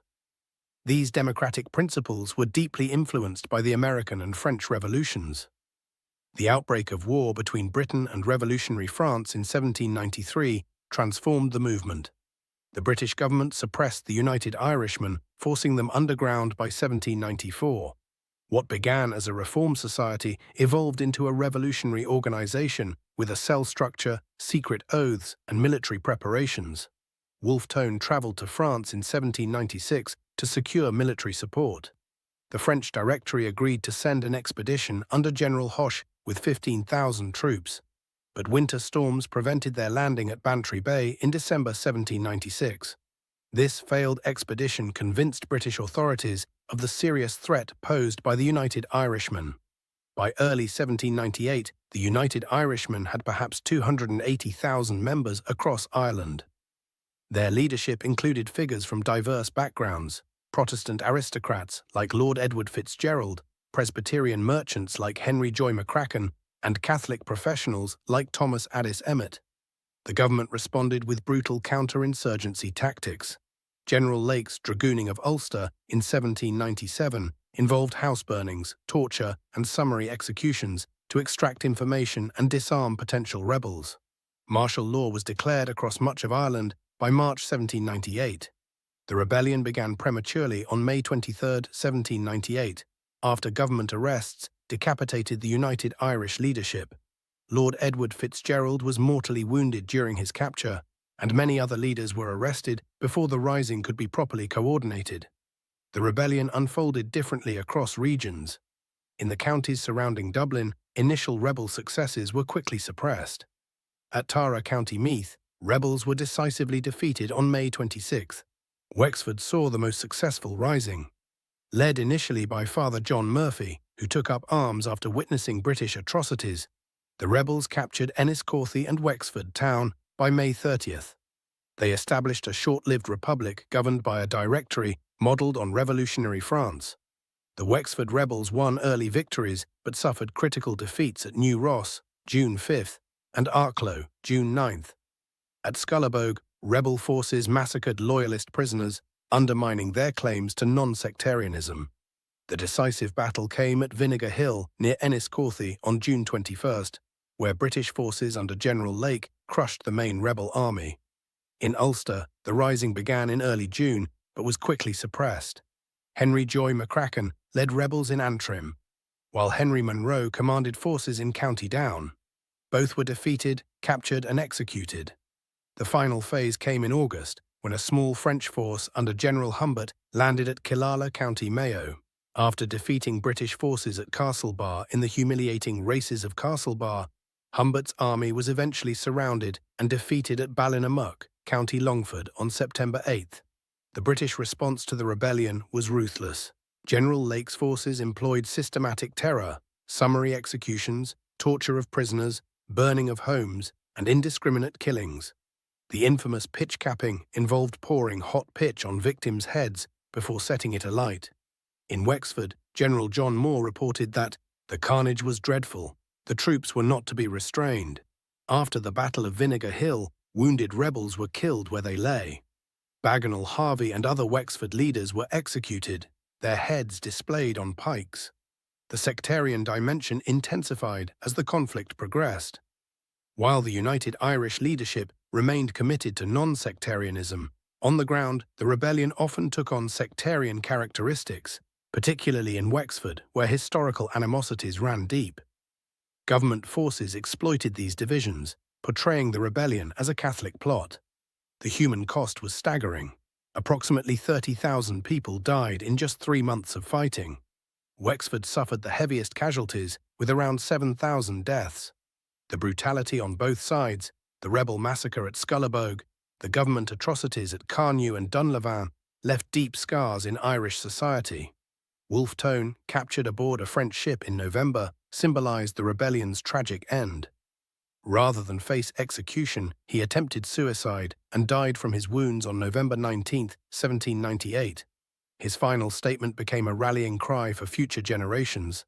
From my earliest youth, I have regarded the connection between Ireland and Great Britain as the curse of the Irish nation, and felt convinced that while it lasted, this country would never be free or happy. The immediate political consequence was the Act of Union, passed in 1800 and implemented on January 1, 1801. The Irish Parliament was abolished, with Ireland directly incorporated into the United Kingdom. Prime Minister William Pitt intended this as a solution to Ireland's instability, but the failure to include Catholic emancipation undermined its legitimacy. The rebellion transformed Irish nationalism. Before 1798, political movements in Ireland had largely sought reform within the existing constitutional framework. After 1798, the separatist tradition, seeking complete independence from Britain, became a permanent feature of Irish politics. The United Irishmen's non-sectarian republicanism established an ideological template that influenced all subsequent nationalist movements. Young Ireland in the 1840s explicitly venerated Tone and the United Irishmen. The Fenian Brotherhood of the 1860s adopted their secret organization structure and physical force tradition. Even constitutional movements like the Home Rule Party used the implicit threat of revolution to argue for peaceful change. The Irish Republican Brotherhood, founded in 1858, saw itself as the direct organizational descendant of the United Irishmen and would later plan the 1916 Easter Rising. The cultural memory of 1798 was preserved through folk songs, poetry, and commemorations. Figures like Father Murphy and Betsy Gray became folk heroes. The pike, the rebels' primary weapon, became a potent symbol of resistance. Annual commemorations at sites like Vinegar Hill kept the memory alive, even when open discussion was dangerous. The rebellion's legacy was complex and contested. For Republicans, it represented the birth of modern Irish nationalism and a model of non-sectarian unity. For Unionists, particularly in Ulster, it symbolized the threat of Catholic rebellion and justified their opposition to Irish independence. The 1798 rebellion's most enduring legacy was ideological. The United Irishmen's vision of a non-sectarian republic, though unrealized, established an alternative to both British imperialism and sectarian nationalism. Their principles, republicanism, democracy, non-sectarianism, and social reform, would be reclaimed by successive generations of Irish revolutionaries, from Pearse and Connolly to the Northern Ireland civil rights movement of the 1960s. As Wolfe Tone wrote in his autobiography, "To subvert the tyranny of our execrable government, to break the connection with England, the never-failing source of all our political evils, and to assert the independence of my country, these were my objects: to unite the whole people of Ireland, to abolish the memory of all past dissensions, and to substitute the common name of Irishman in place of the denominations of Protestant, Catholic, and Dissenter. These were my means." This vision, though defeated in 1798, would continue to inspire Irish nationalists for generations to come. From rebellion to union. The Act of Union, 1801. The Act of Union, which came into effect on January 1, 1801, fundamentally transformed Ireland's relationship with Great Britain. Following the failed rebellion of 1798, British Prime Minister William Pitt concluded that Ireland's semi-independent status posed a security threat to Britain, particularly with France as a hostile power across the Channel. The solution, in his view, was to fully incorporate Ireland into a united kingdom. The Act abolished the Irish Parliament, which had existed in some form since the medieval period and had gained a measure of independence in 1782 through Grattan's Parliament. As historian Paul Bew notes, this was not merely a constitutional adjustment, but the merger of the Parliament of one nation with that of another, the complete and utter absorption of the Irish body politic in the suffocating embrace of a larger, unsympathetic entity. The passage of the Act was controversial and achieved through questionable means. Lord Castlereagh, the Chief Secretary for Ireland, engaged in widespread bribery and patronage to secure votes. He later confessed, "My occupation is now of the most unpleasant nature, negotiating and jobbing with the most corrupt people under heaven. I despise and hate myself every hour for engaging in such dirty work." Peerages, pensions, and cash payments were distributed to secure the necessary majority. On January 15, 1800, after heated debate and street fighting in Dublin, the Irish Parliament voted for its own dissolution by a majority of 60 votes. Under the terms of the Act, Ireland and Great Britain were united into a single political entity, the United Kingdom of Great Britain and Ireland. Ireland was to be represented in the Westminster Parliament by 100 members in the House of Commons and 32 peers in the House of Lords. The Church of Ireland was united with the Church of England, with 4 Irish bishops also taking seats in the Lords. The Act established free trade between Ireland and Britain, removing tariff barriers that had previously existed. Ireland maintained its own courts and civil service, but was required to contribute to the expenses of the United Kingdom at a fixed ratio of 2/17 of the total. A new flag was created, incorporating the cross of St. Patrick, a red saltire on a white field, with the existing crosses of St. George and St. Andrew to form the Union flag that remains in use today. Pitt had intended the Act to be accompanied by Catholic emancipation, which would have allowed Catholics to sit in Parliament and hold public office. This was crucial for gaining Catholic support for the Union. However, King George III, citing his coronation oath to defend the Anglican Church, refused to approve emancipation. Pitt resigned in protest, but the damage was done. The Union was established without the promised religious equality. The economic consequences of the Union were complex and largely negative for Ireland. While free trade theoretically offered benefits, in practice it exposed nascent Irish industries to overwhelming competition from more developed British manufacturers. According to economic historian George O'Brien, the lack of political autonomy following the Act of Union in 1800 had a negative impact on Irish industry, as free trade exposed it to the full force of British competition. This reversed the high level of industrial development that had taken place in the last decades of the 18th century during the period of legislative independence. Dublin, once the second city of the empire, suffered particularly severe decline. The departure of the political class led to economic contraction as the grand townhouses of the aristocracy were gradually converted into tenements. The city lost its status as a political and cultural capital, with London becoming the centre of Irish political life. The Union also accelerated the problem of absentee landlordism. Many Irish landowners relocated to London, managing their Irish estates through agents who often had little interest in the welfare of tenants. This system contributed to rural poverty and agrarian unrest throughout the 19th century. The population statistics tell a stark story. In 1801, Ireland's population was approximately 5.2 million. By 1841, it had grown to 8.2 million, but following the Great Famine, it plummeted to 6.9 million by 1851 and continued declining to 4.4 million by 1911. This demographic collapse was unprecedented in European history during peacetime. One exception to the general pattern of economic decline was Belfast and parts of Ulster. The northeastern region, with its strong Presbyterian population, became increasingly integrated into the British industrial economy. As Paul Bew observes, Ulster Presbyterians, whose loyalty to the Crown was much in doubt in 1798, had been won over. A judgment confirmed by the economic success of Belfast in the 19th century. The promised economic benefits of union largely failed to materialise for most of Ireland. The Victorian Webb notes that the union was a political expedient in wartime, solving none of the grievances in Ireland over land, religion, or politics. It had no social dimension at all. Ireland's economic problems were also ignored. The Act of Union created a political framework that would govern Ireland for 120 years until the establishment of the Irish Free State in 1922.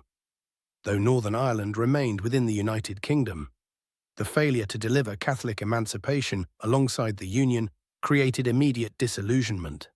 Daniel O'Connell's Catholic Association eventually forced the British government to grant emancipation in 1829, but the delay poisoned attitudes toward the Union among the Catholic majority.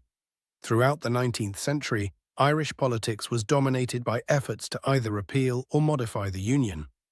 O'Connell's repeal movement in the 1840s, the Young Ireland Rebellion of 1848, the Fenian movement of the 1860s, and the Home Rule movement from the 1870s onward all sought, in different ways, to restore Irish self-government. The Union's legacy remains contested. For Unionists, particularly in Northern Ireland, it represented the integration of Ireland into a greater British political entity that brought security and economic development. For nationalists, it symbolised the suppression of Irish nationhood and the beginning of a period of economic decline and cultural oppression. As historian Paul Bew observed on the bicentenary of the Act, the Union enters its third century in Northern Ireland just as it began its life, as the British state's best guess as to how to contain Catholic and Protestant antagonisms on the island. The Act of Union thus stands as one of the most consequential pieces of legislation in Irish history, a measure that fundamentally reshaped Ireland's political, economic, and social landscape for generations to come. The Great Famine, 1845 to 1852. The Great Famine stands as one of the most catastrophic events in Irish history, a watershed moment that fundamentally altered the nation's demographic, social, and political landscape. Known in Irish as An Gorta Mór, the Great Hunger, this period of mass starvation and disease lasted from 1845 to 1852, claiming approximately 1 million lives and forcing another million to emigrate. The famine's impact on Ireland proved so profound that its effects continued to reverberate through generations, shaping Irish identity and the country's relationship with Britain for decades to come. The immediate cause of the Great Famine was the arrival of potato blight, a fungal disease scientifically known as Phytophthora infestans. The disease first appeared in Ireland in September 1845, when farmers began to notice their potato plants blackening and rotting in the fields. The initial outbreak destroyed approximately 40% of the potato crop, creating significant hardship, but not yet catastrophe. Hope remained that the following year would bring recovery. Instead, 1846 delivered an even more devastating blow, with nearly the entire potato harvest lost to the blight. The potato had become central to the Irish diet over the previous century for several compelling reasons. It yielded more nutritional value per acre than any other crop, thrived in Ireland's soil and climate, and could be grown even on small marginal plots of land. By the 1840s, approximately one-third of Ireland's population, primarily the rural poor, depended almost exclusively on potatoes for sustenance. A typical adult male agricultural labourer consumed up to 14 pounds of potatoes daily, providing the calories necessary for physically demanding work. When the blight destroyed this dietary staple, the consequences proved devastating. The worst period came in 1847, known as Black 47, when widespread starvation and disease reached their peak. Victims first suffered from severe malnutrition, their bodies consuming themselves as they slowly starved. This weakened state left people vulnerable to diseases that swept through the population. Typhus, relapsing fever, dysentery, and scurvy claimed countless lives. Contemporary accounts describe horrific scenes across the Irish countryside. Families huddled in makeshift shelters after being evicted from their homes. People collapsed on roadsides, too weak to continue searching for food. Mass graves became commonplace as traditional burial practices gave way to the overwhelming number of dead. In Skibbereen, County Cork, one of the worst affected areas, witnesses described corpses lying unburied for days, with survivors too weak to dig graves for their family members. The British government's response to the famine proved woefully inadequate and has remained a source of historical controversy. Initially, under Conservative Prime Minister Sir Robert Peel, some effective measures were implemented.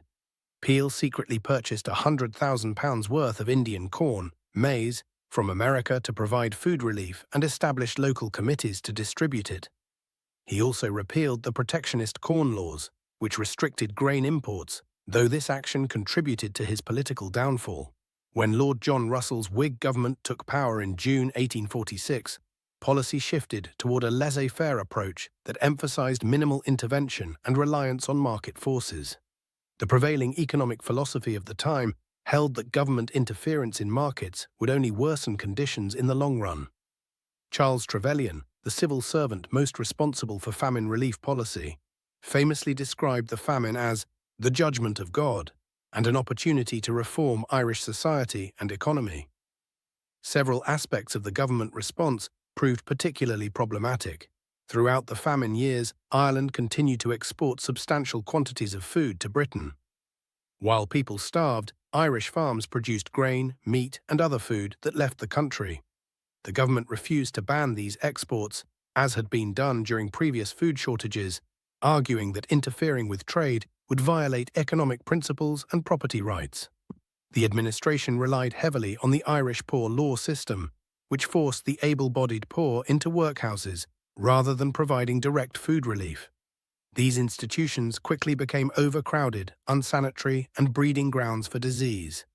The infamous Gregory Clause of 1847 further stipulated that no one owning more than a quarter acre of land could receive workhouse assistance, forcing many to abandon their small holdings to obtain relief. Public works schemes required starving people to perform hard labor building roads and other infrastructure to earn money for food. Many were too weak to complete such demanding physical work, and wages often proved insufficient to purchase increasingly expensive food. The soup kitchen program, while feeding up to 3 million people at its peak in summer 1847, was terminated prematurely despite the continuing crisis. By August 1847, the British government had largely withdrawn from direct relief efforts, shifting the financial burden to Irish landowners through local taxation. Many of these landowners already faced bankruptcy due to tenants' inability to pay rent. The result was a wave of evictions, with hundreds of thousands of tenant farmers and labourers forced from their homes when they could not pay. Some landlords even paid for their tenants' emigration, finding it cheaper than supporting them through the crisis. The prevailing attitude among many British officials and intellectuals viewed the famine as a natural correction to perceived Irish overpopulation and character flaws. This perspective intensified Irish resentment toward British rule and contributed to growing nationalist sentiment. As John Mitchell, an Irish nationalist, famously wrote, "The Almighty indeed sent the potato blight, but the English created the famine." The famine triggered one of history's largest mass migrations. Between 1845 and 1855, at least 2.1 million Irish people fled their homeland, primarily to North America, but also to Britain, Australia, and elsewhere. This exodus represented one of the greatest population movements from a single island in recorded history. The journey itself often proved as perilous as the conditions they fled. Many emigrants traveled on overcrowded vessels that became known as coffin ships due to their high mortality rates. These ships, often converted cargo vessels, lacked adequate provisions, sanitation, and medical care. Passengers weakened by malnutrition before boarding frequently succumbed to typhus and other diseases during the Atlantic crossing. On some voyages, mortality rates reached 30% or higher. Those who survived the journey faced discrimination and difficult conditions upon arrival, particularly in American cities where they often settled in impoverished neighborhoods. Anti-Irish sentiment, fueled by religious prejudice against Catholics and economic fears about competition for jobs, manifested in "No Irish Need Apply" signs and nativist political movements. Despite these challenges, Irish immigrants gradually established themselves in their new homes, often finding work in construction, domestic service, and industrial labor. This mass emigration permanently altered Ireland's demographic landscape. The country's population, which stood at approximately 8.5 million before the famine, plummeted to 6.6 million by 1851 and continued declining in subsequent decades. By 1901, Ireland's population had fallen to just 4.4 million, nearly half its pre-famine level. Some regions experienced even more dramatic population losses, with certain towns losing up to 67% of their inhabitants. The Irish diaspora, created by the famine, established large Irish communities abroad, particularly in the United States, Canada, and Australia. These communities maintained strong cultural ties to Ireland and often provided financial support to relatives who remained.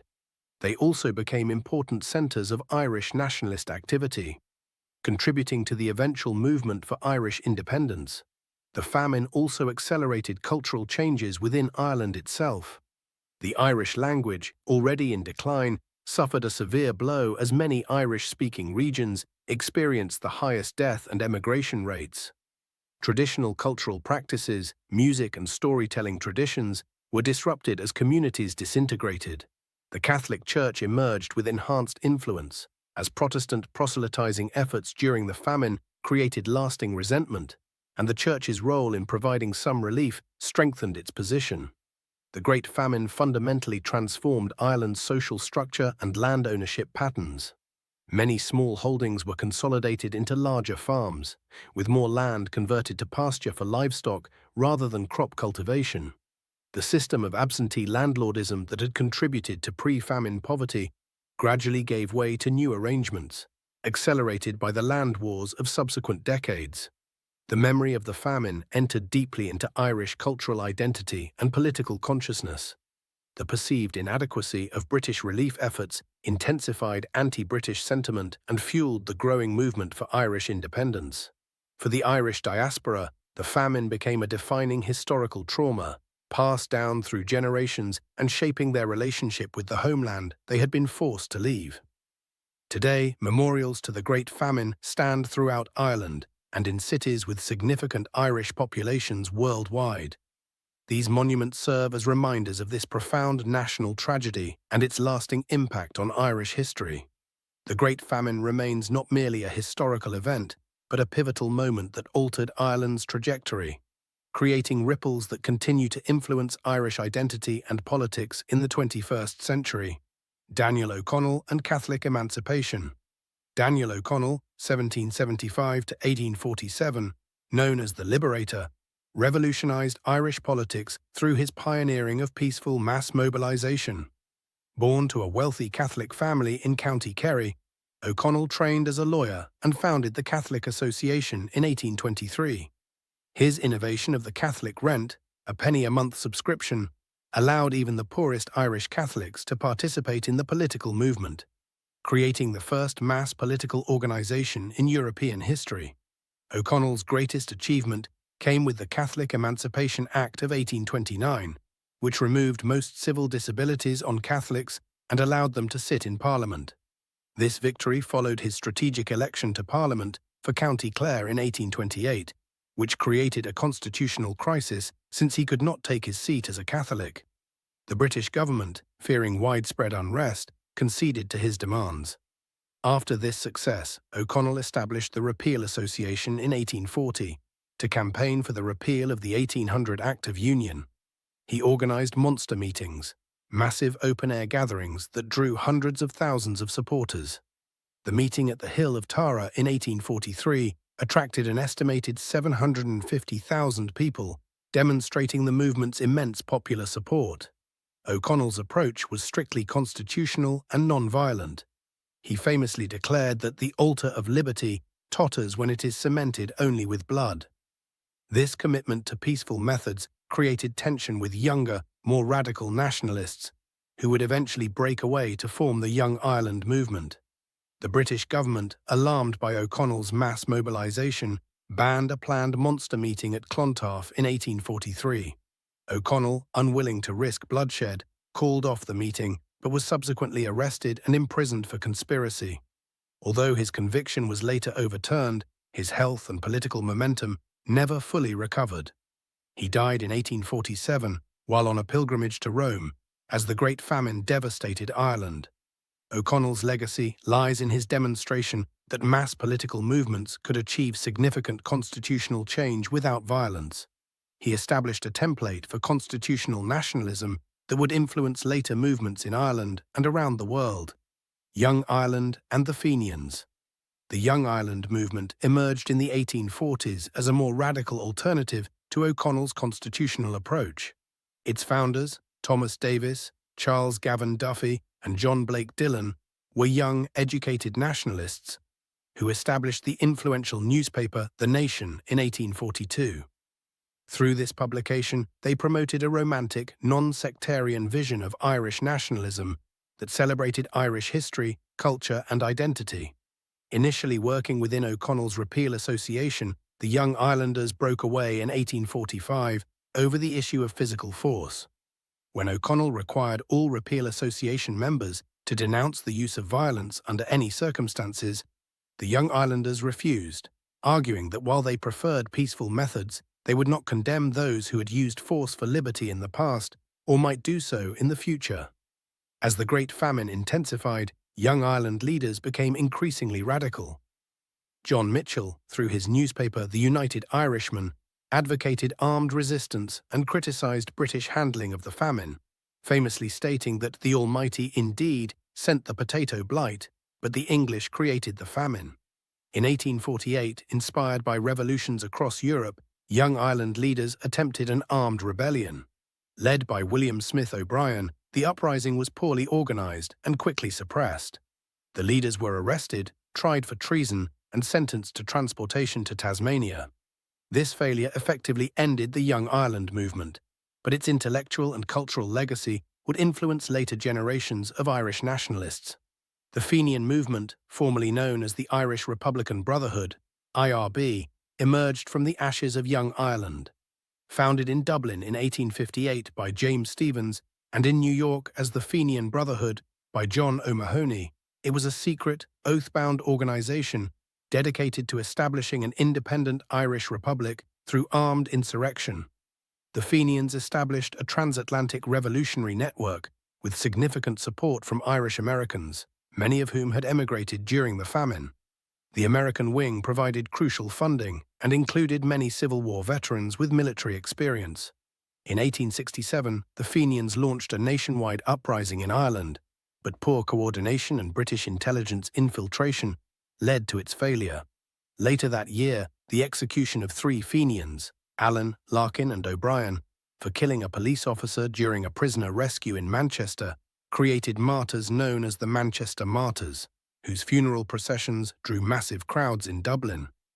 Despite its military failures, the Fenian movement maintained the tradition of physical force republicanism during a period when constitutional nationalism dominated Irish politics. The IRB continued as a secret organization, eventually playing a crucial role in planning the 1916 Easter Rising. The late 19th century witnessed a remarkable cultural renaissance in Ireland that provided the intellectual and emotional foundation for the political revolution that would follow. This cultural revival encompassed language, literature, sports, and the arts, creating a distinctive sense of Irish identity separate from British influence. The Gaelic Athletic Association, GAA, founded in 1884 by Michael Cusack and Maurice Davin, aimed to preserve and promote traditional Irish sports, particularly hurling and Gaelic football, as alternatives to foreign games like cricket and rugby. The GAA quickly became more than a sporting organisation. It served as a vehicle for nationalist sentiment and organisation at the local level throughout Ireland.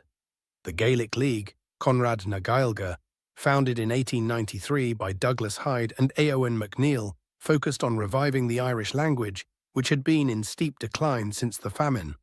Hyde, a Protestant scholar who would later become Ireland's first president, delivered an influential lecture in 1892 titled The Necessity for De-Anglicizing Ireland, arguing that Ireland needed to develop its distinct cultural identity. The Gaelic League established language classes throughout Ireland and abroad, published Irish language materials, and advocated for Irish language education in schools. Initially non-political and open to all regardless of political or religious affiliation, the League attracted diverse membership, including many women who played prominent roles. By 1913, the Gaelic League had approximately 100,000 members and had succeeded in creating a new generation of Irish speakers, many of whom would become political leaders.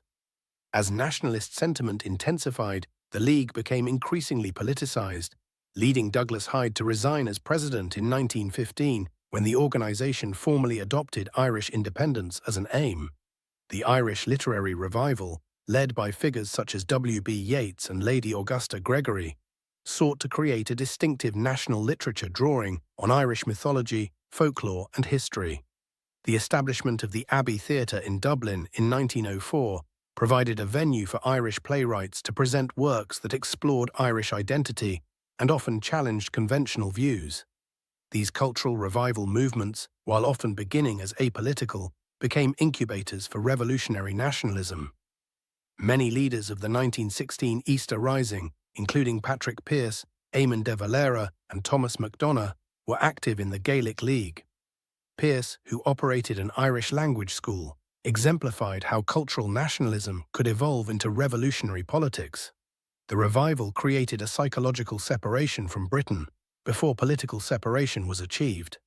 By rediscovering and celebrating a distinctive Irish identity rooted in language, literature, sports, and history, these movements fostered national self-confidence and pride that made political independence seem both natural and necessary.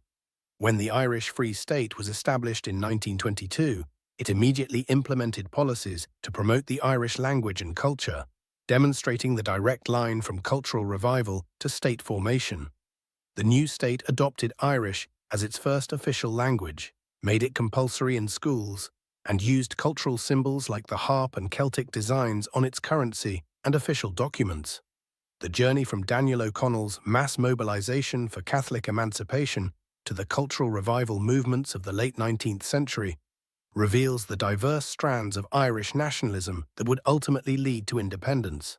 Constitutional agitation, revolutionary conspiracy, and cultural renaissance all contributed to the development of Irish national consciousness, transforming Ireland from a subjugated nation with a damaged sense of self into one with the confidence and determination to demand and ultimately achieve independence. Parnell and the Home Rule Bills. Charles Stuart. Parnell, 1846 to 1891, emerged as the dominant figure in Irish nationalism during the 1880s, transforming the constitutional nationalist movement into a disciplined and effective political force. Despite his Protestant landowning background, Parnell became known as the uncrowned King of Ireland through his skillful leadership of the Irish Parliamentary Party, IPP, and the Land League. After entering Parliament in 1875, Parnell quickly established himself as a formidable political tactician. In 1879, he became president of the Irish National Land League, organizing the land war campaign of boycotts and resistance against exploitative landlords. By 1880, as chairman of the IPP, he had transformed it into a tightly disciplined political machine, with members voting as a bloc and attending Parliament regularly. Parnell's political strategy centred on using parliamentary leverage to advance Home Rule, self-government for Ireland within the United Kingdom. He formed a tactical alliance with William Gladstone's Liberal Party, which came to support the cause. This alliance bore fruit when Gladstone introduced the first Home Rule Bill on April 8, 1886, proposing an Irish legislature with limited powers while maintaining Ireland's representation at Westminster. The bill faced fierce opposition from the Conservative Party and Liberal Unionists, who argued it would lead to the breakup of the United Kingdom and endanger the Protestant minority in Ireland. After intense debate, it was defeated in the House of Commons by a vote of 343 to 313, leading to the fall of Gladstone's government and a split in the Liberal Party. Gladstone introduced a second Home Rule Bill in February 1893 after returning to power. This bill passed the House of Commons by a narrow margin, but was overwhelmingly rejected by the House of Lords by a vote of 419 to 41. This defeat demonstrated the institutional obstacles to Irish self-government, as the unelected House of Lords could effectively veto legislation passed by the elected Commons. Parnell's political career was destroyed by a personal scandal when he was named as co-respondent in a divorce case brought by Captain William O'Shea against his wife, Catherine, with whom Parnell had been having a long-term relationship. The divorce was granted in November 1890, causing a political crisis that split the IPP. Parnell died on October 6, 1891, at the age of 45. Exhausted by his efforts to maintain his position, the political landscape changed significantly in 1910 to 1911 with the constitutional crisis over the House of Lords' powers. Following two general elections in 1910, the Liberal government passed the Parliament Act 1911, which limited the Lords' ability to veto legislation to a delay of 2 years. This removed a major obstacle to Home Rule.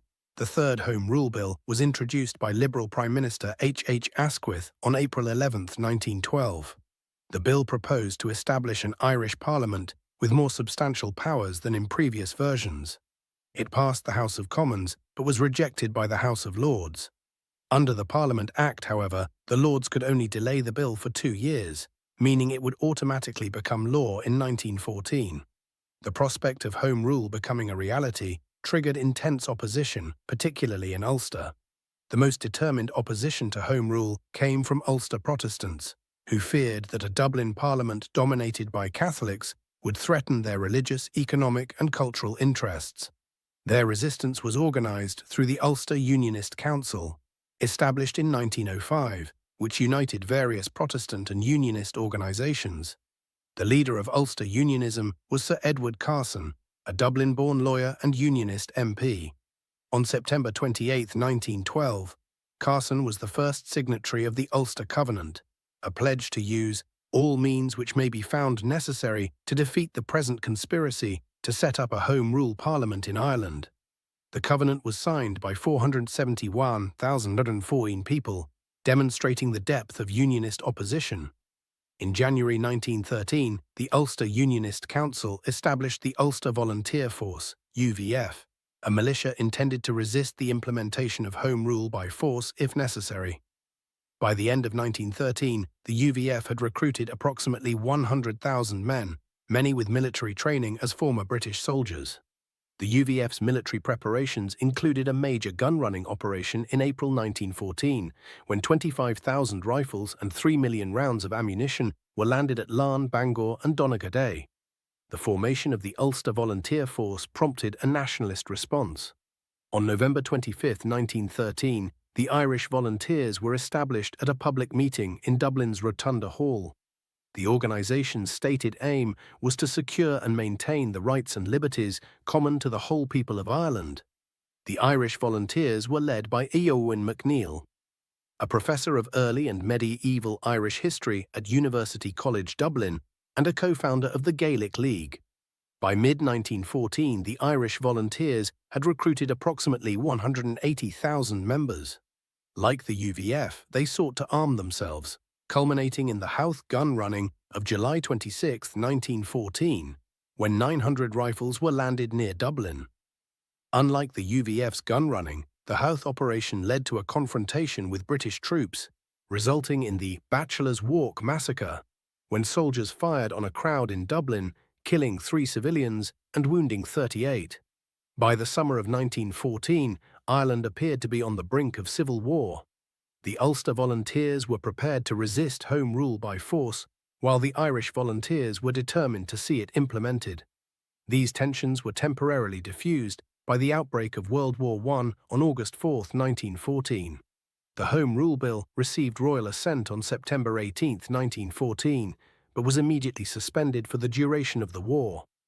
John Redmond, leader of the Irish Parliamentary Party, pledged the support of the Irish Volunteers for the British war effort, believing this would secure the implementation of Home Rule after the war. This decision split the Irish Volunteers.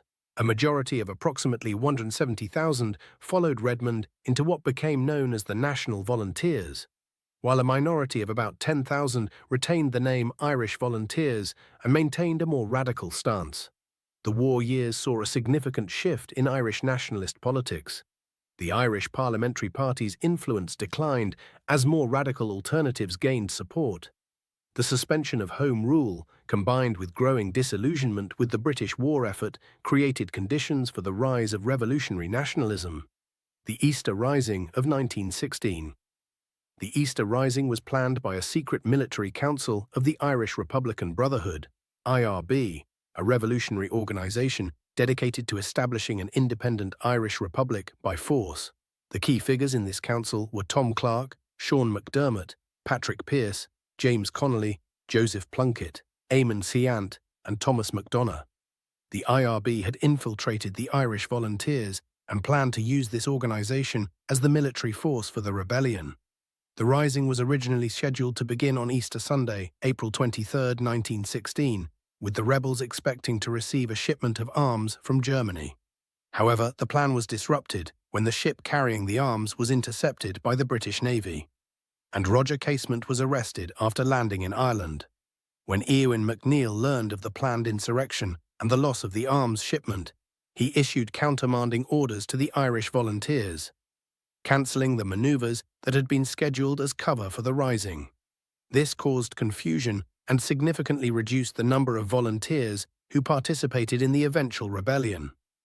Despite these setbacks, the IRB Military Council decided to proceed with the rising, postponing it by one day to Easter Monday, April 24, 1916.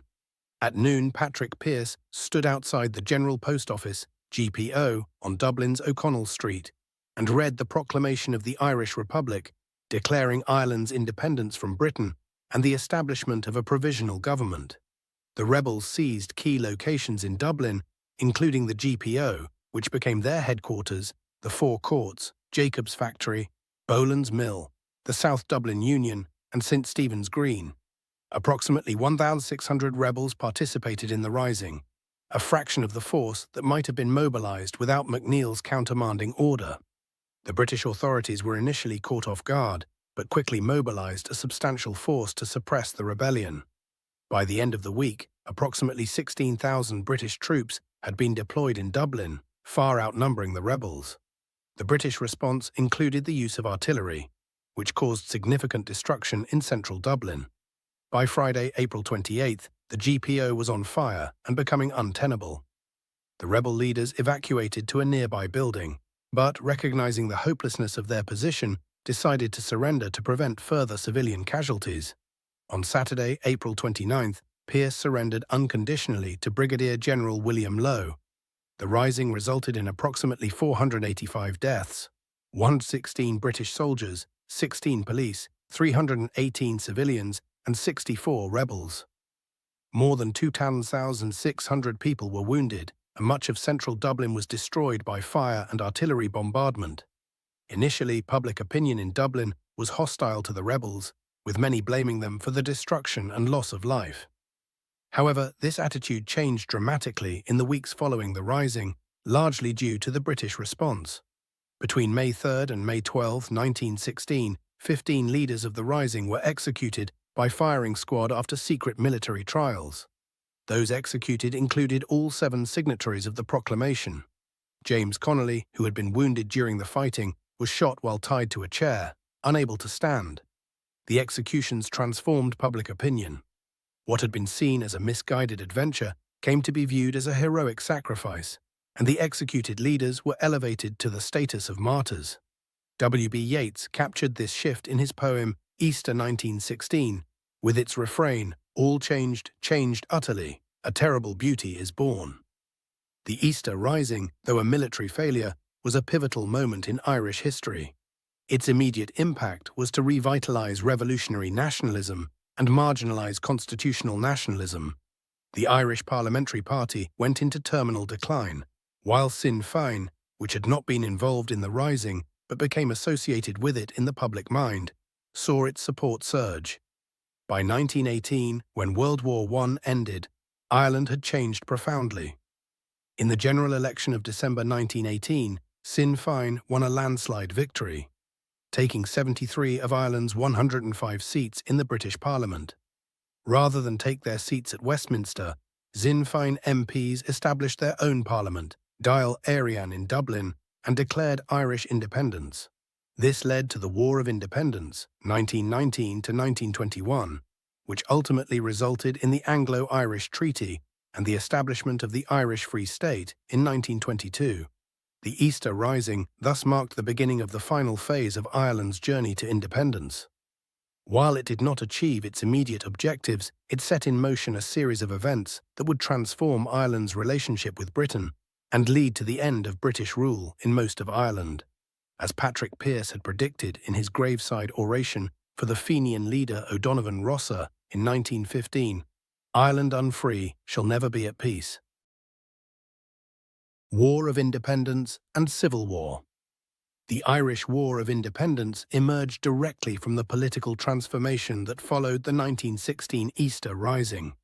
While the Rising itself was a military failure, the British government's harsh response, particularly the execution of its leaders, dramatically shifted Irish public opinion away from constitutional nationalism toward a more radical republican position. This shift became evident in the December 1918 general election. The first held after World War I, Sinn Féin, reorganized under Eamon de Valera following his release from prison, campaigned on an abstentionist platform, promising not to take seats in Westminster, but instead to establish an Irish parliament. The election resulted in a landslide victory for Sinn Féin, which won 73 of Ireland's 105 seats, decimating the Irish Parliamentary Party that had dominated nationalist politics for decades. On January 21, 1919, Sinn Féin MPs, who were not imprisoned or on the run from British authorities, met in Dublin's Mansion House and established Dáil Éireann, declaring themselves the legitimate parliament of an independent Irish republic. The same day, coincidentally, saw the first armed action of the conflict when members of the Irish Volunteers, increasingly referred to as the Irish Republican Army, IRA, ambushed and killed 2 Royal Irish Constabulary officers who were escorting explosives to a quarry in Solo Headbeg, County Tipperary. This action, led by Sean Treacy and Dan Breen, is generally considered the opening engagement of the War of Independence. The British government refused to recognise the legitimacy of the Dáil and intensified its efforts to suppress Republican activity. In September 1919, the Dáil and Sinn Féin were declared illegal organisations, forcing them to operate underground. The suppression extended to Republican newspapers, political meetings, and cultural organizations associated with nationalism. The IRA, under the nominal leadership of the Dial's Minister for Defense, Cathal Brugha, but effectively directed by Chief of Staff Richard Mulcahy and Director of Intelligence Michael Collins, adopted a strategy of guerrilla warfare. This approach was necessitated by the IRA's limited resources compared to the British forces, which included the regular British Army, the ARIC, and later auxiliary forces. Michael Collins played a crucial role in developing the IRA's intelligence network and organizing its operations. Collins established an intelligence department that infiltrated Dublin Castle, the centre of British administration in Ireland, providing valuable information on British plans and personnel. He also created a special assassination unit known as the Squad, which targeted British intelligence officers and informers. The IRA's campaign initially focused on acquiring weapons by raiding RIC barracks and disarming police officers. As the conflict escalated, the IRA increasingly engaged in ambushes of police and military patrols, attacks on barracks, and assassinations of police officers, intelligence personnel, and suspected informers. The IRA operated primarily in small mobile units known as flying columns, which could strike quickly and then disperse into the countryside. The British government's initial response was to reinforce the RIC with ex-soldiers from Britain, many of whom were World War I veterans. Due to shortages of RIC uniforms, these recruits were initially issued with a mixture of dark green RIC tunics and khaki British Army trousers, giving them a distinctive appearance that led to their nickname, the Black and Tans. In July 1920, the British government established another auxiliary force, the Auxiliary Division of the RIC, composed of former British Army officers. Both the Black and Tans and the auxiliaries became notorious for their harsh tactics and reprisals against civilians suspected of supporting the IRA. These included extrajudicial killings, torture, burning of homes and businesses, and destruction of economic infrastructure. Such actions, intended to terrorize the population into withdrawing support from the IRA, instead often had the opposite effect, increasing sympathy for the Republican cause. The conflict escalated dramatically in the latter half of 1920. On November 21, 1920, a day that became known as Bloody Sunday, Collins's squad assassinated 14 British intelligence officers in Dublin. That afternoon, British forces opened fire on the crowd at a Gaelic football match in Croke Park, killing 14 civilians and wounding 60 others. Later that day, 3 IRA prisoners were killed in Dublin Castle, allegedly while trying to escape. In December 1920, the British government declared martial law in counties Cork, Kerry, Limerick, and Tipperary, later extended to other counties. This gave military authorities sweeping powers, including the ability to try civilians by court-martial and impose the death penalty. While the military campaign against British forces continued, the Dáil government established parallel institutions to undermine British authority and demonstrate its capacity to govern. These included courts, a police force, the Irish Republican Police, and local government structures. The Dáil courts, in particular, proved popular with the public, offering a more accessible and efficient alternative to the British judicial system. By the summer of 1921, while the British insisted on maintaining some connection with the Crown and the Empire, as well as protecting the position of Ulster Unionists, after 2 months of difficult negotiations, during which Lloyd George threatened immediate and terrible war if the Irish did not accept the British terms, the Anglo-Irish Treaty was signed in the early hours of December 6, 1921.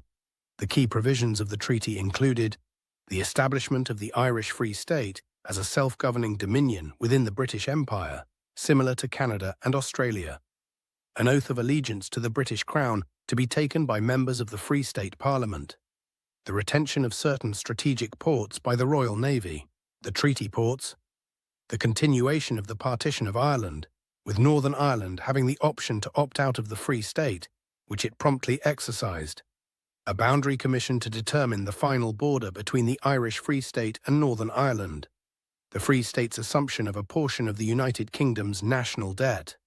The treaty represented a compromise that fell short of the Irish Republic proclaimed in 1916 and established by the first Dáil in 1919. However, it offered substantially more independence than any previous British proposal, including the Home Rule Bills, and was presented by the British as their final offer, the Irish 1919. However, it offered substantially more independence than any previous British proposal, including the Home Rule Bills, and was presented by the British as their final offer. The Irish delegation returned to Dublin with the signed treaty, which now had to be ratified by the Dáil. De Valera immediately expressed his opposition to the treaty, particularly the oath of allegiance to the Crown and the acceptance of partition. The Dáil debate on the treaty began on December 14, 1921, and continued until January 7, 1922.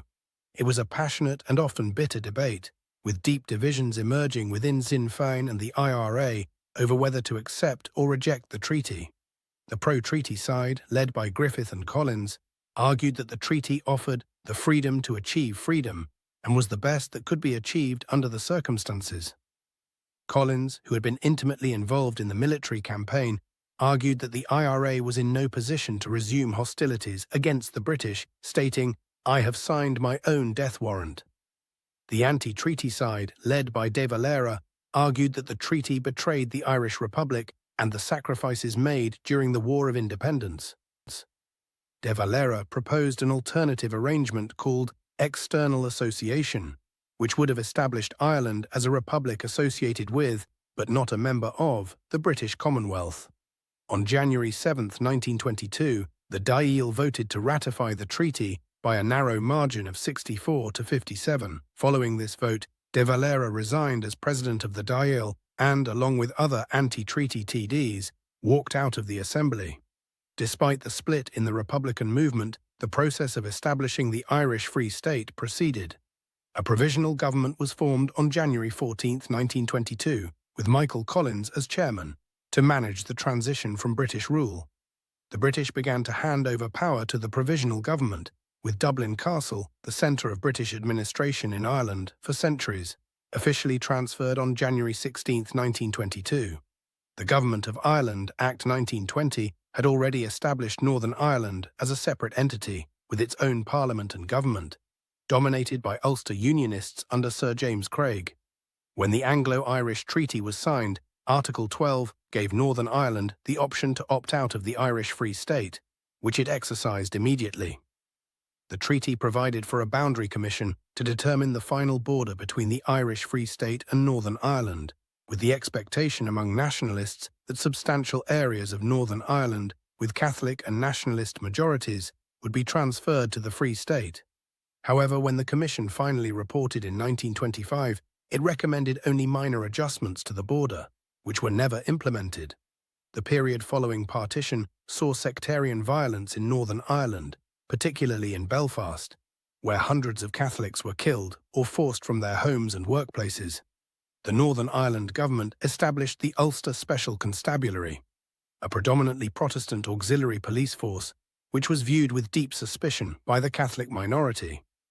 The new Northern Ireland state quickly consolidated its position, introducing measures such as the abolition of proportional representation in local government elections and the redrawing of electoral boundaries, gerrymandering, which helped ensure unionist control of areas with significant nationalist populations.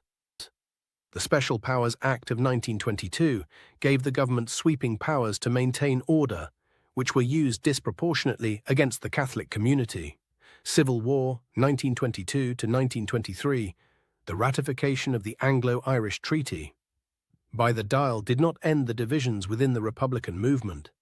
Throughout the spring of 1922, tensions escalated between pro-treaty forces, now constituting the official national army of the provisional government, and anti-treaty IRA units that refused to accept the treaty. The anti-treaty IRA held a convention in March 1922, where they repudiated the authority of the Dáil and established their own army executive to direct military operations. They also reaffirmed their allegiance to the Irish Republic proclaimed in 1916. Many senior IRA officers, including Rory O'Connor, Liam Mellows, and Ernie O'Malley, took the anti-treaty side. A significant escalation occurred on April 14, 1922, when anti-treaty forces occupied the Four Courts and other buildings in Dublin, directly challenging the authority of the provisional government. Michael Collins, reluctant to move against his former comrades, initially tried to avoid confrontation, hoping that the June 1922 election would resolve the political impasse. The election, however, did not end the standoff. The situation was further complicated by the assassination in London of Sir Henry Wilson, a prominent Unionist military advisor, on June 22, 1922, by two IRA men acting independently. The British government, holding the provisional government responsible for maintaining order, pressured Collins to take action against the anti-treaty forces occupying the Four Courts. On June 28, 1922, after anti-treaty forces had kidnapped a pro-treaty general, the National Army began shelling the Four Courts using artillery borrowed from the British. This marked the beginning of the Irish Civil War. The Civil War can be divided into three phases. The first phase, from June to August 1922, saw the National Army, better equipped and organized than their opponents, quickly secure control of Dublin and most major towns and cities. The anti-treaty forces, now commonly referred to as irregulars, abandoned conventional warfare and retreated to rural areas, particularly in the south and west. The second phase, from August to December 1922, was marked by the death of key leaders on both sides. Michael Collins was killed in an ambush at Beal na Blath, County Cork, on August 22, 1922, a devastating blow to the pro-treaty side. Arthur Griffith had died of a cerebral hemorrhage just 10 days earlier.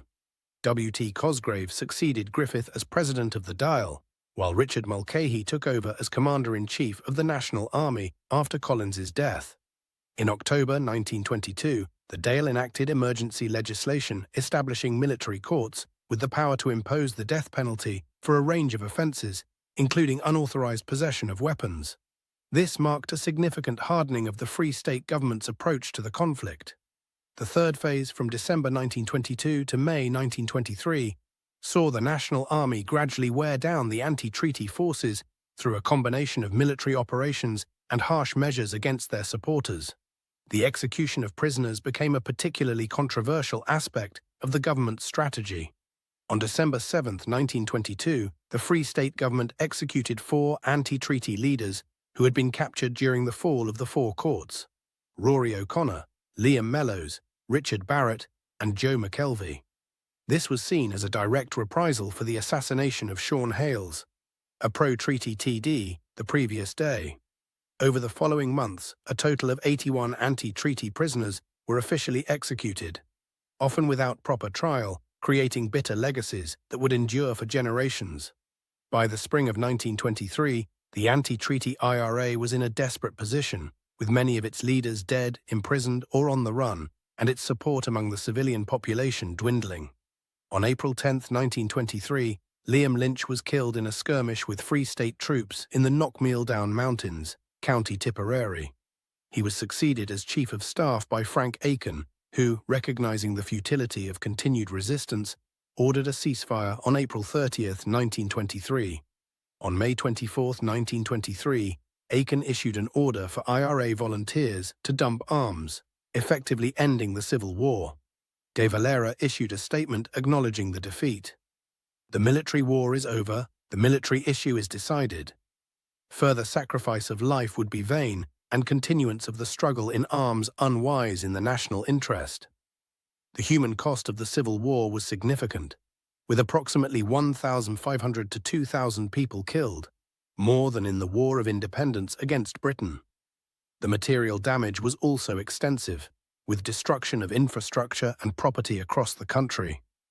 The political consequences were profound and long-lasting. The Free State government, having prevailed militarily, consolidated its position through the Army Mutiny of 1924, when it faced down a challenge from former Collins loyalists in the National Army, and the creation of the Garda Síochána to replace the Royal Irish Constabulary. The anti-treaty side remained politically marginalized until 1926, when De Valera, recognizing the need to work within the existing system, founded a new political party, Fianna Fáil. In 1927, after the assassination of Kevin O'Higgins, the government introduced a requirement that candidates for the Dáil take an oath to enter the legislature. After initial resistance, De Valera and Fianna Fáil agreed to take the oath, describing it as an empty formula, and entered the Dáil in August 1927. In 1932, Fianna Fáil won the general election, and De Valera became president of the Executive Council. Over the following years, he systematically dismantled the treaty, removing the oath of allegiance, abolishing the office of Governor-General, and limiting the role of the Crown. This process culminated in the 1937 Constitution, which established Ireland, ERA, as a sovereign independent state, and the Republic of Ireland Act 1948, which formally declared Ireland a republic and ended its membership of the Commonwealth. The Civil War created deep divisions in Irish society and politics that persisted for decades. The two main political parties that dominated Irish politics for much of the 20th century, Fine Gael and Fianna Fáil, emerged directly from the pro-treaty and anti-treaty factions, respectively. Family loyalties established during the conflict often determined political affiliations for generations. The War of Independence, Treaty, and Civil War collectively represent the birth pangs of the modern Irish state. The achievement of independence for 26 of Ireland's 32 counties was a significant milestone in Irish history, ending centuries of British rule. However, the partition of the island, the bitter divisions of the Civil War, and the unresolved status of Northern Ireland created challenges that would shape Irish politics and society for the remainder of the 20th century and beyond. The period established patterns and precedents that would influence subsequent developments, including Ireland's policy of neutrality during World War II, its approach to Northern Ireland, and its eventual membership of the European Economic Community in 1973.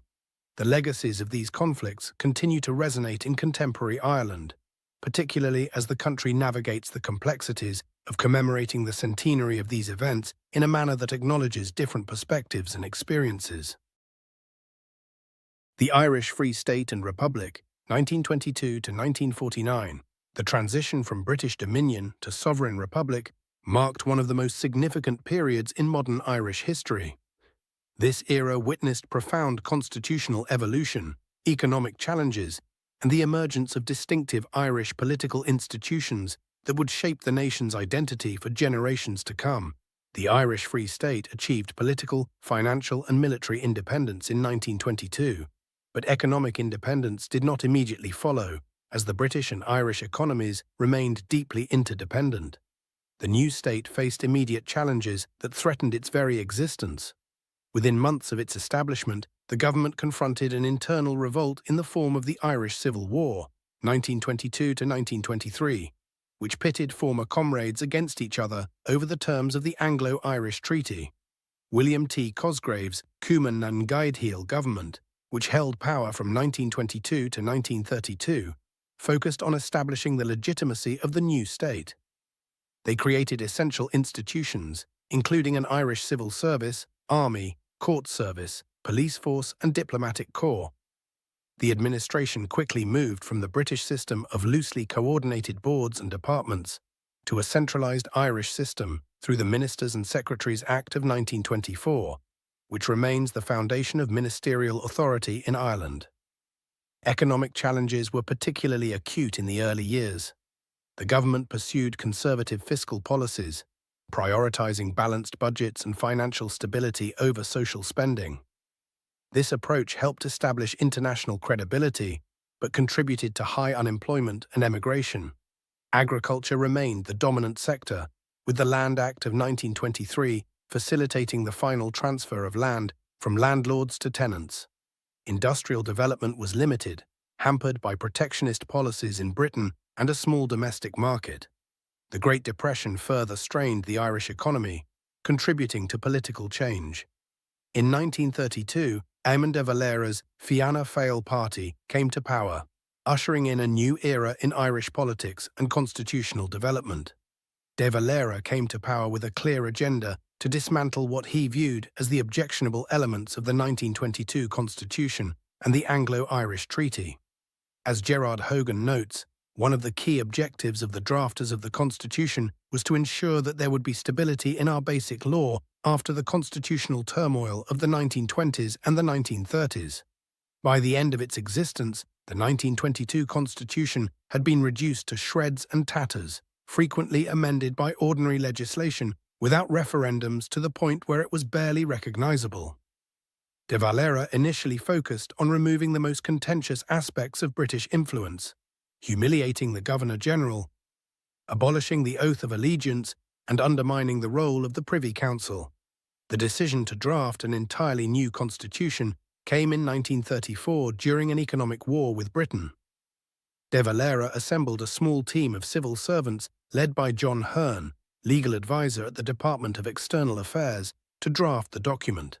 As Dermot Keogh and Andrew McCarthy note in their book, The Making of the Constitution, Hearn was the principal drafter whose legal and constitutional innovations helped infuse the document with balance and basic humanism that transcended the limitations of the era. The new constitution, Bunrecht na Herian, was approved by referendum on July 1, 1937, by a narrow majority, 685,105 votes for 526,945 against.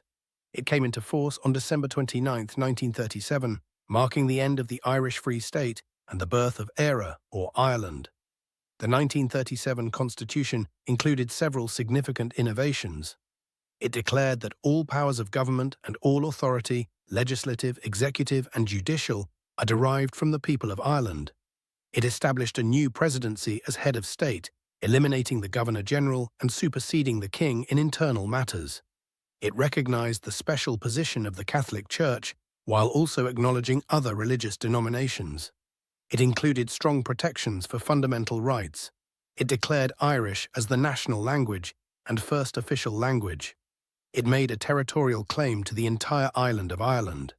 While the Constitution reflected aspects of Catholic social teaching and nationalism common in 1930s Ireland, it also incorporated principles of liberal democracy, respect for individual rights, and separation of church and state.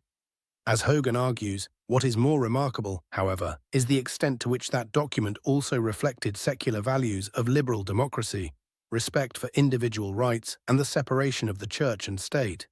Despite the 1937 Constitution's republican character, Ireland maintained a tenuous connection to the British Commonwealth through the External Relations Act of 1936, which recognized the British monarch's role in external affairs.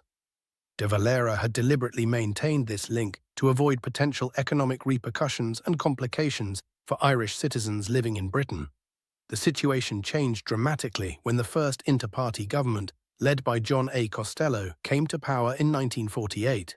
During a state visit to Canada in September 1948, Costello unexpectedly announced that Ireland would leave the Commonwealth and repeal the External Relations Act. This announcement surprised even members of his own cabinet.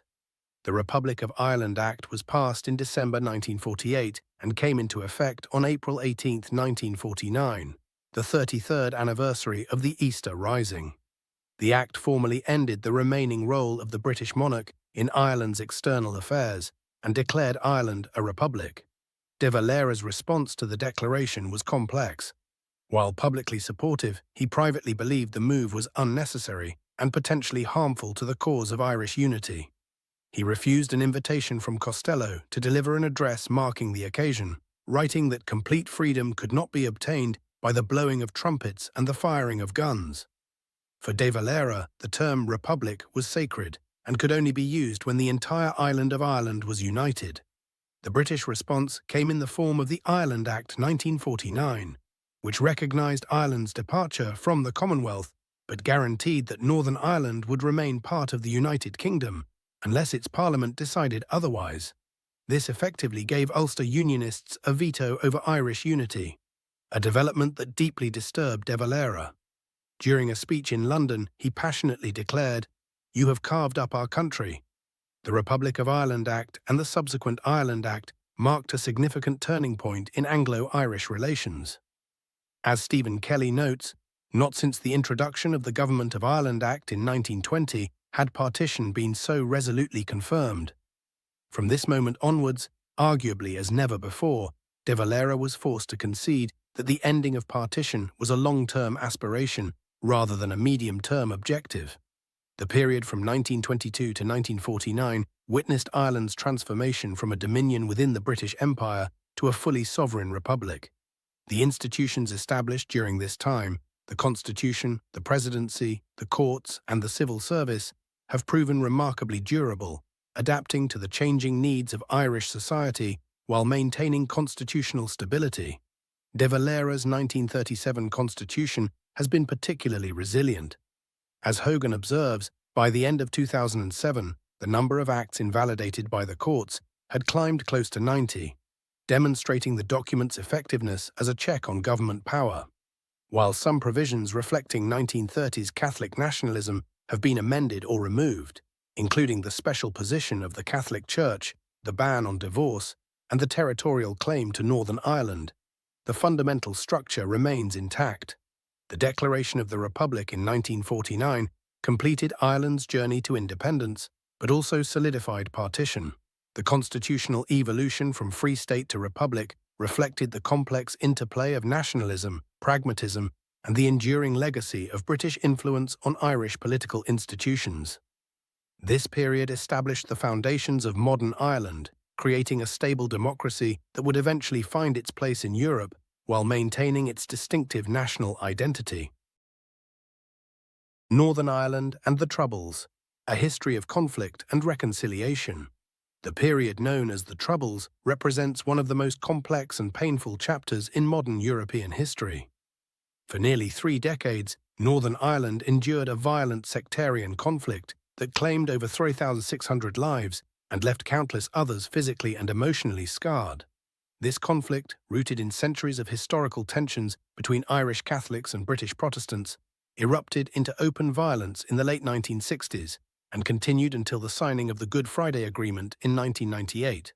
The seeds of the Troubles were planted in the partition of Ireland in 1921, which created the predominantly Catholic Irish Free State, later the Republic of Ireland, and the smaller Northern Ireland with its Protestant majority and significant Catholic minority.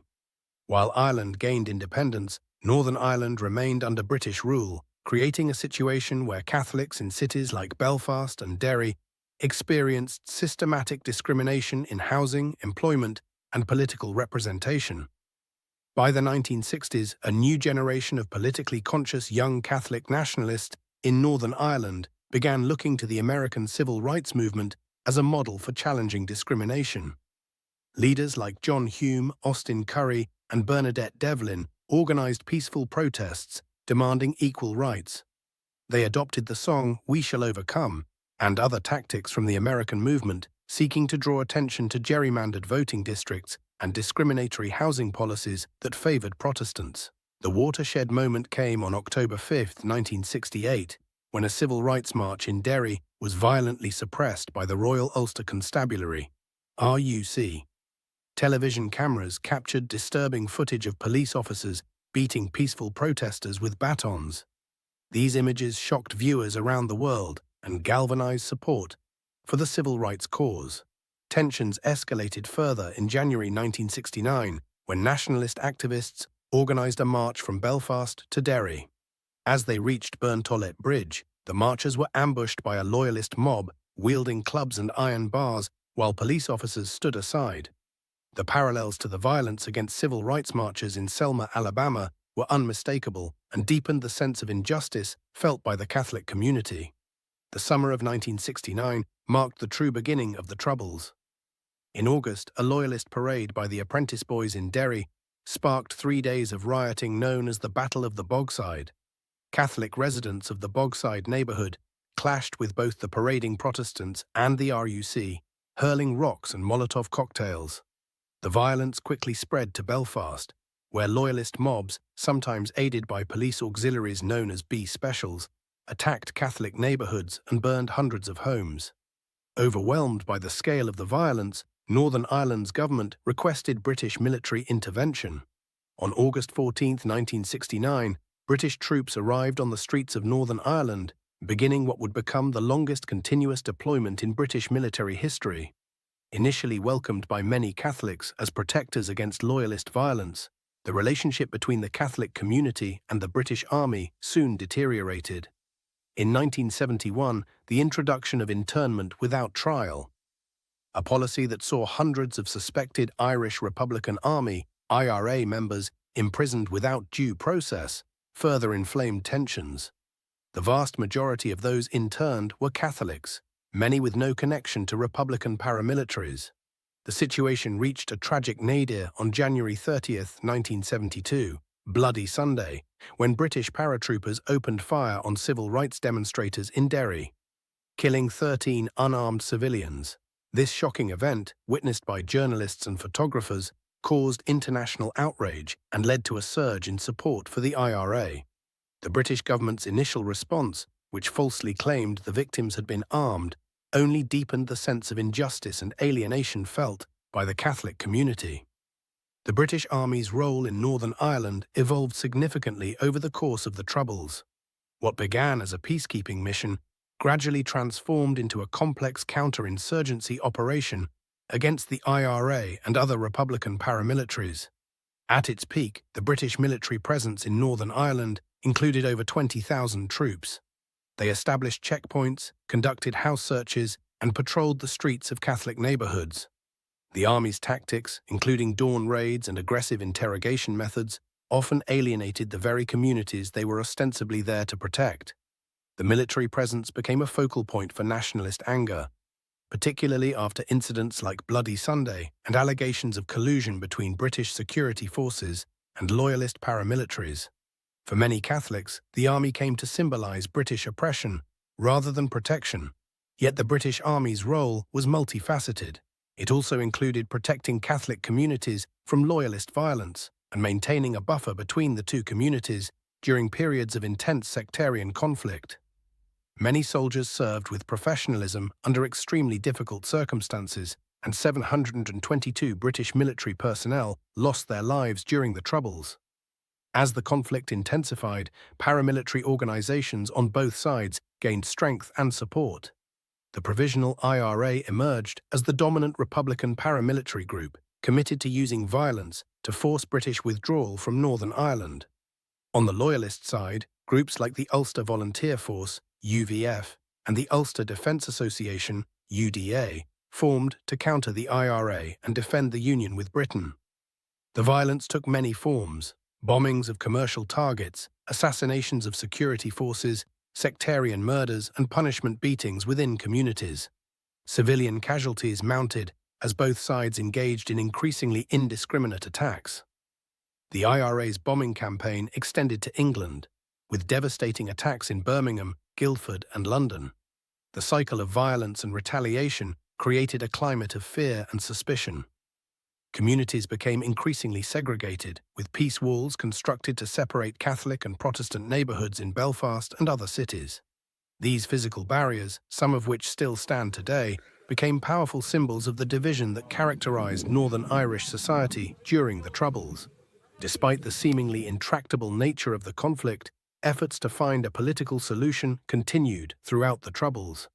The Sunningdale Agreement of 1973 represented an early attempt to establish power sharing between Unionists and Nationalists, but collapsed after just 5 months due to a Loyalist general strike. The Anglo-Irish Agreement of 1985 gave the Republic of Ireland a consultative role in Northern Ireland's affairs for the first time, signalling a new approach from the British government. Though fiercely opposed by Unionists, it established a framework for future negotiations. The peace process gained momentum in the 1990s. The IRA declared a ceasefire in 1994, followed by Loyalist paramilitaries. Though the ceasefire collapsed in 1996 with the Canary Wharf bombing in London, it was reinstated in 1997, creating the conditions for inclusive peace talks. These negotiations, chaired by former U.S. Senator George Mitchell, culminated in the Good Friday Agreement, also known as the Belfast Agreement, signed on April 10, 1998. This landmark accord established a power-sharing government in Northern Ireland, created new cross-border institutions, and affirmed that Northern Ireland's constitutional status could only change with the consent of its people. The Good Friday Agreement marked a significant turning point in the history of Northern Ireland, laying the groundwork for a more peaceful and cooperative future. While challenges remain, the agreement has fostered a climate of dialogue and reconciliation, allowing communities to begin healing from the deep wounds inflicted during the Troubles. The Good Friday Agreement and beyond. The Good Friday Agreement represented a remarkable compromise between previously irreconcilable positions. Nationalists accepted that Northern Ireland would remain part of the United Kingdom as long as a majority wished, while Unionists accepted power sharing with nationalists and a formal role for the Republic of Ireland in Northern Ireland's affairs. The agreement also addressed contentious issues such as the decommissioning of paramilitary weapons, the release of paramilitary prisoners, and reform of policing. It was approved by referendums in both Northern Ireland and the Republic of Ireland, signalling broad public support for peace. Implementation proved challenging.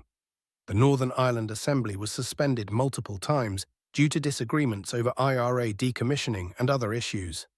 However, following the St Andrews Agreement in 2006, a more stable power-sharing government was established in 2007, with former enemies Ian Paisley, Democratic Unionist Party, and Martin McGuinness, Sinn Féin, serving as First Minister and Deputy First Minister. While the Troubles are officially over, their legacy continues to shape Northern Irish society. Segregation in housing and education remains widespread, and disagreements over how to address the past, including proposals for a truth and reconciliation process, continue to provoke debate. Brexit has introduced new complications, particularly regarding the border between Northern Ireland and the Republic of Ireland. Nevertheless, Northern Ireland has been transformed since the dark days of the Troubles.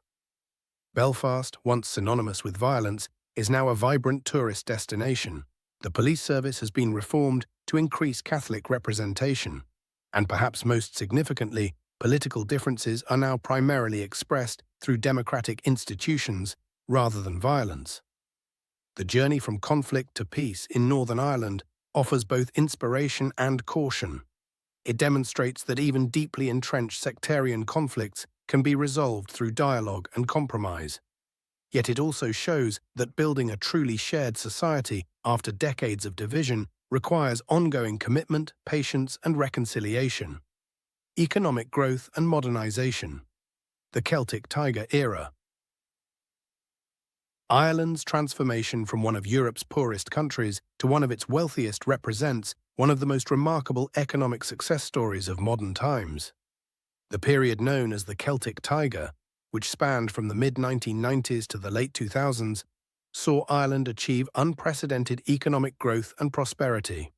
The term Celtic Tiger was coined by Morgan Stanley economist Kevin Gardner in 1994, drawing parallels to the rapidly growing Asian tiger economies. During this period, Ireland's economy expanded at an extraordinary pace, with GDP growing at an average annual rate of 9.4% between 1995 and 2000. Between 1987 and 2007, Ireland's GDP grew by an astonishing 229%. Several key factors contributed to this economic miracle. Ireland's low corporate tax rate, 12.5%, attracted substantial foreign direct investment, particularly from American technology and pharmaceutical companies seeking a European base. The country's well-educated, English-speaking workforce proved attractive to multinational corporations. EU membership provided Ireland with access to European markets and significant structural funds that helped develop infrastructure and human capital. The International Financial Services Centre in Dublin created thousands of high-value jobs in financial services, accounting, and legal sectors. Government policies promoting fiscal stability, social partnership agreements between employers and unions, and strategic investments in education all contributed to creating a favorable business environment. However, the Celtic Tiger era ended abruptly with the global financial crisis of 2008. Ireland's economy had become overly dependent on a property bubble, and when it burst, the country faced a severe banking crisis. The government was forced to implement harsh austerity measures after accepting an EUR 67.5 billion bailout from the EU and IMF in 2010. Yet Ireland demonstrated remarkable resilience. By 2014, it had exited the bailout program, and by 2015, its economy was growing at 6.7%. once again making it one of Europe's fastest-growing economies. This recovery, though different in character from the Celtic Tiger years, demonstrated Ireland's economic adaptability and underlying strengths. Immigration and cultural shifts. Ireland's economic transformation has been accompanied by profound demographic and cultural changes. Historically a country of emigration, Ireland has become a destination for immigrants from around the world, creating a more diverse and multicultural society. According to recent census data, nearly 12% of Ireland's population is now foreign-born, a dramatic increase from previous decades. This demographic shift has transformed Irish society, introducing new cultural, religious, and linguistic elements. Urban centres like Dublin have developed vibrant multicultural neighbourhoods. With diverse restaurants, shops, and cultural centres, the influx of immigrants has enriched Ireland's cultural landscape while also presenting challenges of integration. Government policies and community initiatives have aimed to foster inclusion and mutual respect between established communities and newcomers. As noted by Social Justice Ireland, Ireland is now a multiracial and multicultural country, and government policies should promote and encourage the development of an inclusive and integrated society with respect for and recognition of diverse cultures. Immigration patterns have shifted over time. During the Celtic Tiger years, Ireland attracted many workers from Eastern European EU member states, particularly after the 2004 EU enlargement. More recently, Ireland has seen increased immigration from non-EU countries, including significant numbers from Brazil, India, and various African nations. This cultural diversification has influenced everything from Ireland's culinary scene to its arts and music. Traditional Irish culture remains vibrant, but now exists alongside and interacts with a wide range of global influences. The Irish language, while still an important cultural touchstone, shares space with dozens of other languages now spoken across the country. The changing nature of Irish society is also reflected in significant social shifts. Once dominated by the Catholic Church, Ireland has become increasingly secular.